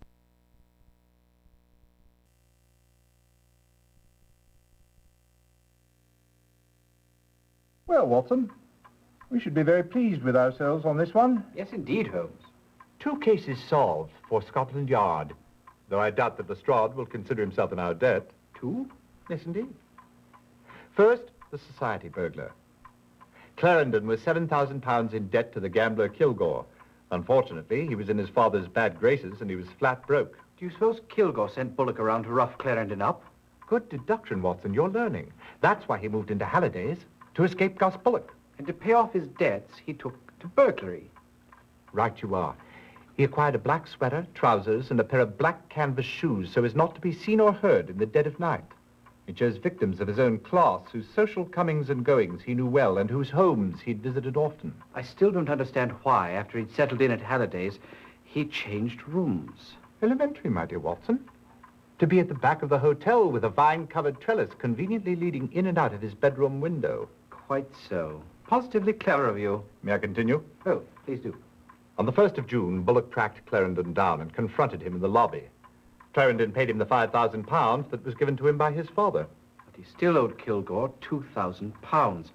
And that was the same evening the society burglar struck for the first time. So pleased you've been paying attention, Watson.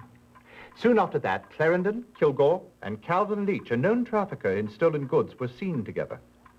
Notice, if you will, that 1/2 the value of the first 3 society burglaries is equal to £2,000. Half the value being the price normally paid by Calvin Leach for stolen goods. Notice also that this same amount is equal to the balance of Clarendon's debt to Kilgore. Fascinating. So with his new vocation, Clarendon now had an easy source of income. Quite so, as his succeeding bank transactions evidence. On the day after each of the next 3 burglaries, Clarendon made deposits. Everything went along swimmingly, and by June 30th, his debt was paid. But the tiara was stolen July 1st. Yes, Watson. Apparently, young Clarendon thought he'd found himself a new vocation.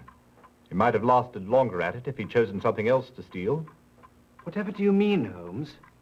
Loretta Nolan's delusion that she was born of royal parentage proved to be his undoing.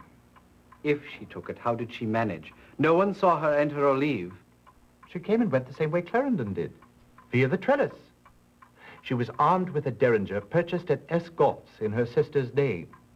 Clarendon returned from his night's work and poured 2 glasses of wine in celebration. That's when Loretta Nolan shot him and took the tiara. How wicked of her. Not nearly as wicked as what she did next. What? She went to her sister Frances's home and hypnotized her. She then proceeded to instruct her to go to Clarendon's room with the derringer and fire it into the ceiling. Incriminate her own sister? But why? Ah, if we could determine that precisely, we could start our own institute. Sick mind, no doubt. But tell me, Holmes, how did Clarendon know the precise locations of each of his victims' jewels? Excellent question, Watson. Although there is no clear-cut evidence for this, I can only assume that Loretta Nolan must have been in on it too. The only way Clarendon could have known the locations of the jewels was if the victims themselves had told him where to look. None of them recalls having told anyone, but in fact they did tell someone. Who? Loretta Nolan. She managed to hypnotize each of the ladies whose jewels were stolen and got them to reveal the precise locations of the family treasures. And left them with no memory of having done so. Precisely. Astounding, Holmes. Elementary, my dear Watson.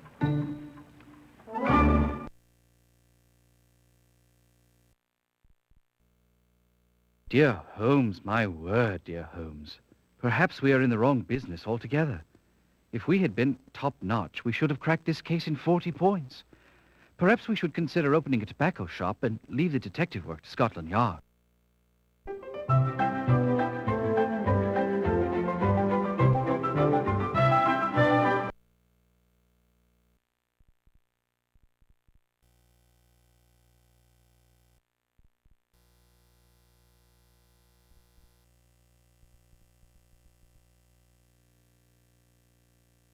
May we be of some assistance, Inspector Smythe? General Farnsworth Armstead, one of the 6 surviving Waterloo Tontine ticket holders, has been murdered. Waterloo Tontine? The Waterloo Tontine was a lottery of sorts, Watson. It was set up in 1815 to aid the veterans of the Battle of Waterloo. Wellington's victory over Napoleon. Yes, of course, I knew that. Quite an ingenious plan on the part of the founders. £1 bought a ticket in the name of some young relative. The ticket proceeds amounted to over £1 million. Half went immediately to veterans and their families for medical and hardship expenses. What became of the other half? It all went into an account at the Bank of England, where it's been collecting interest all these years. Very clever. And how does one win this prize? Simply by outliving all the other ticket holders. And now you say one of them has been murdered. Very suspicious. Who are the remaining 5? The oldest is Captain Robert Jurgens, age 82. Then there are Anita and Claire Thomas, who are 80-year-old twins. William Rowland is 79, and Peter Dudley is 77. Poor General Armstead was the youngest at 74. Seems as if he would have had the best chance to outlive the others. I recall reading something in the Times about a big to-do involving the Tontine survivors on the 18th. That's correct. The Waterloo anniversary banquet at the Langham Hotel. Why is the name Armstead familiar? He was a noted art collector, I believe. He also authored a well-known book, Treasures of the Conquerors. Quite right. At the time of his death, General Armstead was working on a revised edition for his publisher, Norgate and Company. It was to contain an entirely new chapter on a fabulous diamond called the Polar Star, which at one point belonged to Joseph Bonaparte, Napoleon's brother. The general had new information which traced the gem to its present owner. Tell me about the circumstances of General Armstead's death. Oh, yes, of course. Well, let me see. At 10 o'clock this morning, the general's valet, David Sennett, admitted a call to the general's study. Sennett says he did not know the man. He was elderly and spoke with a French accent. Sennett told him the general never saw anyone in the morning while he was at work. The gentleman insisted that if Armstead read the letter he had with him, he would make an exception. And so it was. Sennett took the letter in, Armstead read it, and went quite pale. He told Sennett to let the gentleman in. Sensing something amiss, Sennett dawdled in the area of the study for the next 15 minutes or so. Then he heard the distinct sound of swordplay. He tried to enter the study, but found the door locked. Then he heard the crash of breaking glass. He raced to the kitchen and out the back door to enter the study from the garden. By the time he got there, the caller had vanished, and the general was leaning heavily against a shattered display case of military miniatures. Before Sennett could assist him, he dropped a saber from his hand and fell over dead. And I take it the letter which so upset the General was nowhere to be found. Correct, Mr. Holmes. Well, we shall put our brains and our feet to the task.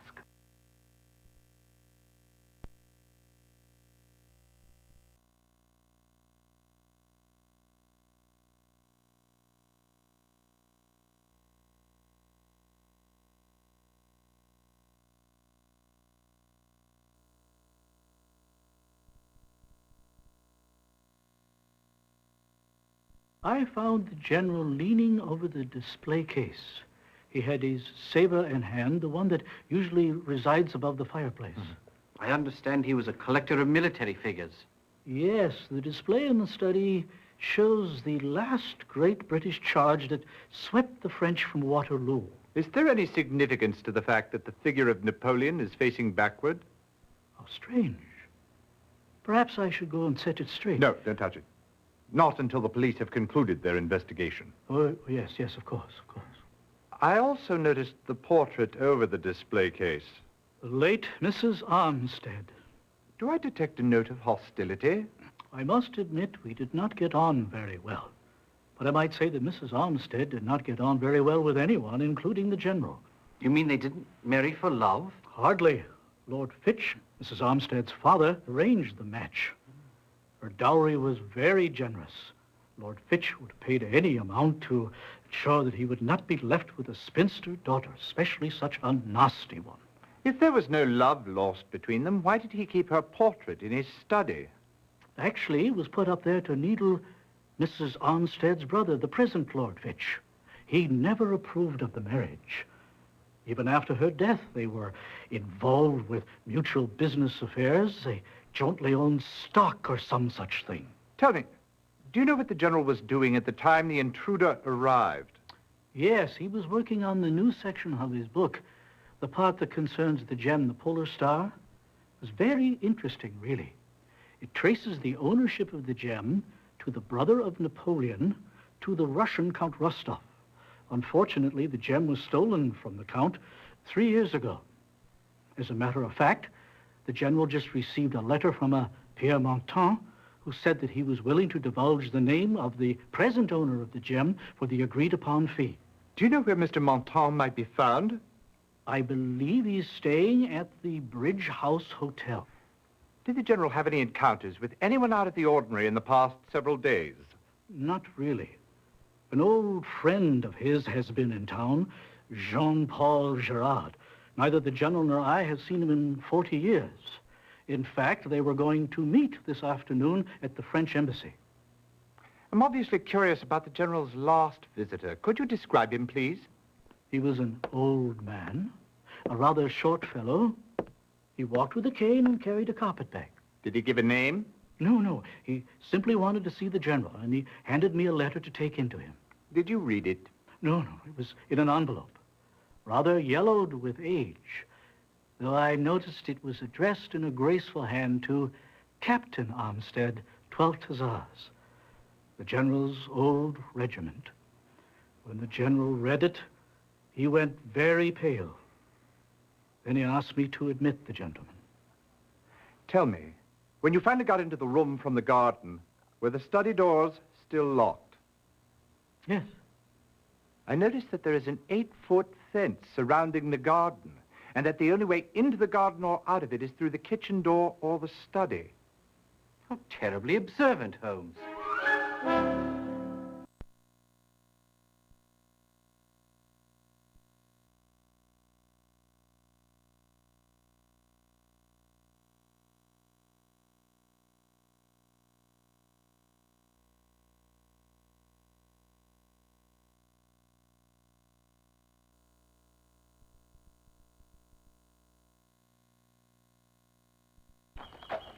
I can't believe we came all this way when there are more important things to pursue.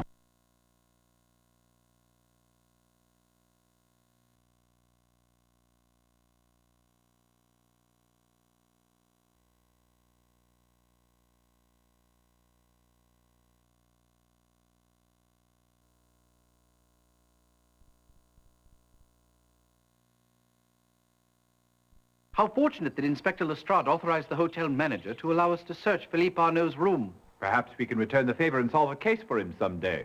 Today, for example. Let's look around. How strange that a man who requires a cane would leave without it. Perhaps he doesn't require it for walking. Look here at the handle. Well, that could certainly give a fellow a start. Precisely, Watson. Look here. It appears to be a letter. Looks quite old. It's addressed to Captain Armstead, 12th Hussars. Shall I read it? Please do. Dearest, how I hated you for leaving me, but the child, our child, eased my heartache and muted the hate. Now my sweet baby is dead. How cruel that the innocent must suffer for the sins of others. Now I have nothing. Now I am nothing. I cannot bear the pain. Goodbye, I love you still, Fleurette. How tragic. Why, perhaps this is the very letter that the General read. Good thinking, Watson.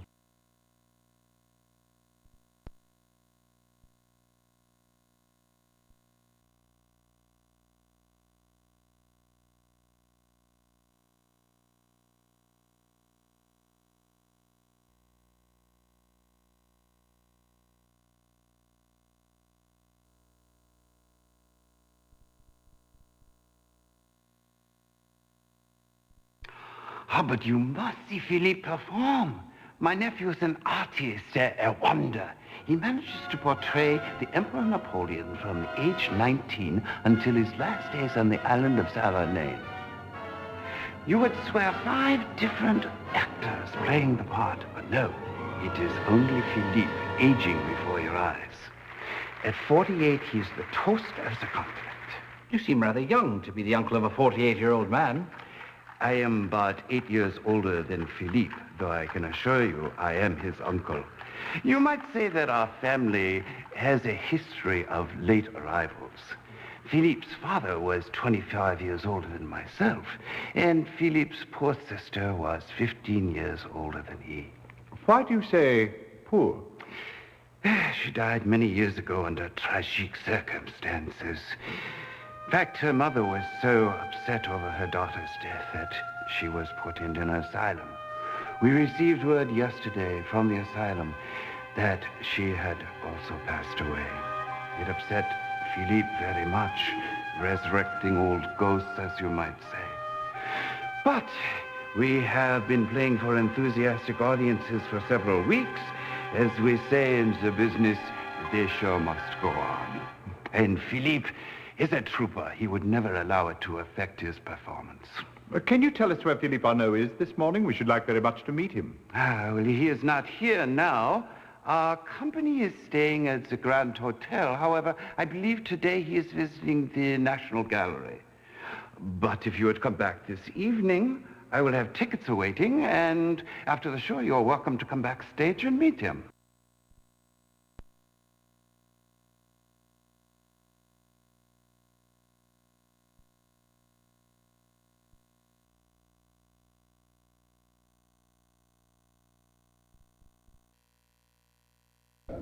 Hear ye, hear ye. The Queen's Court stands in order.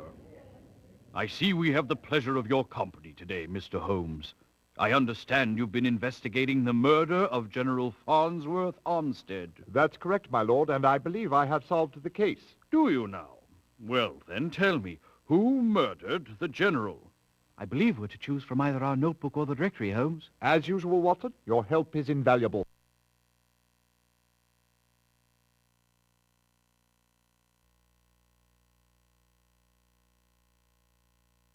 A brilliantly logical deduction, Holmes.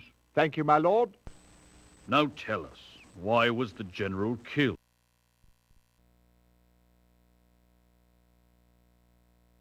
Now tell me, gentlemen, what was the general trying to say when he turned around the figure of Napoleon?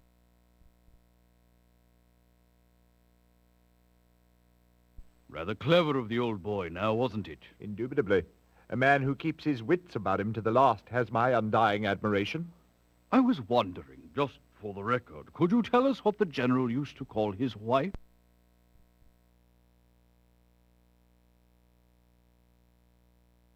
Congratulations, gentlemen. This was a difficult case. On the contrary, my lord, it was elementary. That's what you think. Nonetheless, the good people of London are forever in your debt. We thank you. My pleasure, my lord.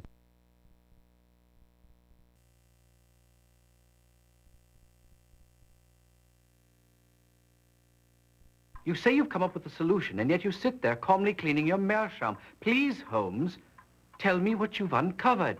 Of course, Watson. It's quite simple, really. The most intriguing fact about this murder was the method. Mr. Sennett's report that he heard the distinct sound of swordplay struck me as most odd. It suggested an affair of honor. At General Armstead's home, my suspicions were confirmed. The old letter addressed to Captain Armstead, a rank he'd held some 40 years ago, suggested that it must have concerned something from the past, something that was clearly upsetting to him. That was the reason for the duel. But how can you be so sure there was a duel? Simple reasoning, my dear Watson. The general had time to place his chair against the wall, climb upon it, and retrieve a saber. The murderer allowed him to arm himself. A duel is the only event that fits with the facts. Are you sure the caller carried a sword? I thought all he had with him was a carpet bag and a cane. Perhaps it only appeared to be a cane. Ah, yes. The intruder was described as an old man, yet he left the premises over an 8-foot wall. Clearly he was in disguise and carried off the ruse with enough expertise to completely fool the general's manservant. The carpet bag must have been used as the receptacle of the disguise when it was no longer needed. Positively clever of you, Holmes. But what made you think it was Arnaud? Well, since we were looking for someone adept at the art of disguise, Gerard's mention of the actor Philippe Arnaud struck a chord. Also, Arnaud plays Napoleon. No small coincidence. What are you getting at, Holmes? When the general turned round at the figure of Napoleon, he was trying to tell us that his murderer was Napoleon, or rather the actor playing Napoleon, Philippe Arnaud. So Arnaud killed the general to avenge his long-dead sister's honor. Ah, well, unlike most of our cases, this motive was closer to the heart than to the pocketbook. Quite so, Watson. When Arnaud's sister Fleurette was an impressionable young girl, she fell madly in love with the dashing English captain. When he left, she took her own life. So pathetic. Wait, there's more. Fleurette's grief-stricken mother went mad and was sent into an asylum. Thus, in the twinkling of an eye, little Philippe Arnaud, who was but a child himself, lost both his mother and his sister. It's so sad.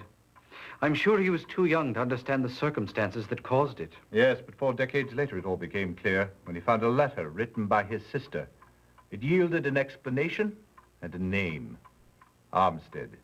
He came to London armed with that letter and a sword cane. But he was here for several weeks before he did the deed. Yes, and he might not have done it at all had it not been for the news of his mother's death. That was the final blow. He went straight away to the general's home to take his revenge. Voila.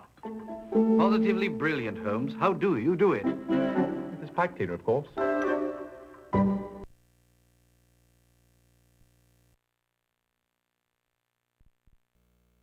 Excellent job. If we had been doing our best, we could have solved this one in 26 points. But we're not too far off, are we?